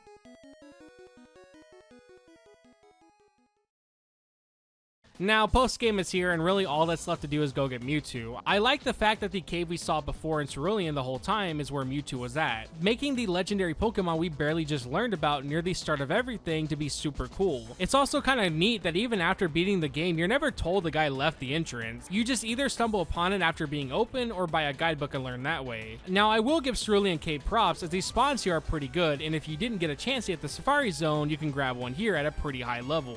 But it's still a cave again, and I hate them. But as for Mewtwo to finally see the majestic guy here in the flesh, it must have been such a hype moment for people. Going from reading random missable books in the abandoned mansion to then learn those books had payoffs. For me, as someone who got to see the Pokemon movie where he's the main star, Mewtwo being in the game for me now has a way different feeling with the added context compared to someone who was playing this before said movie even came out. Now, despite all the hype of seeing him here, I've noticed a lot of people seem to not like his front sprite. For me though, I love his Gen 1 sprite, it just looks so deformed in a good way. Like, yeah, this guy is for sure man-made, because ain't no way a god made this. The fact the sprite looks deformed and not natural compared to his more perfection look he has going on now, I feel this look heavily helps bring the feeling of we created something with a method that no one has yet mastered. Mewtwo actually would keep this deformed look for a bit going forth. I feel his last appearance kind of going for this Gen 1 sprite look was still in Melee. Looking at him in Ultimate, he pretty much adapted the anime look to this day, forgetting the days of weird spine Mewtwo. But Master Ball out, it goes inside with no real issue, and yippee! I have now gotten all 151 Pokemon in the Pokédex, which now allows me to head back to Game Freak's office and get my diploma. All in all, Pokemon Red and Blue have really changed my perspective not on just these games, but Pokemon as a whole. I always wondered how and why did this franchise become so massive, just to relive the first games again and go, oh yeah, I see why now. Gen 1 is just fun. Say what you want about the newer entries, but I do feel there's a lot they do lack that give them the same charm as the older adventures. And whether that's nostalgia talking or not, I think Gen 1 has really grown on me. I went into these titles remembering how boring Kanto felt to me, just for that all to change, as now I see why Red and Blue are heavily praised by Gen 1ers. I can understand the appeal of going back to a simpler time and learning just how much these devs, while not perfect, sure as fuck nailed this and made not only something loved by many, but got to make their own passion project that they themselves can be proud of. And if that's not the best feeling a game dev can have, then I don't know what else is. Regardless, we still have one more title to cover for Gen 1, as what happens when you make a successful anime and decide to print another game to help coincide with said show? Well, we will find out next time. But for now, thank you for watching guys, and hopefully Pokemon Yellow video will not be like 2 hours long, lol.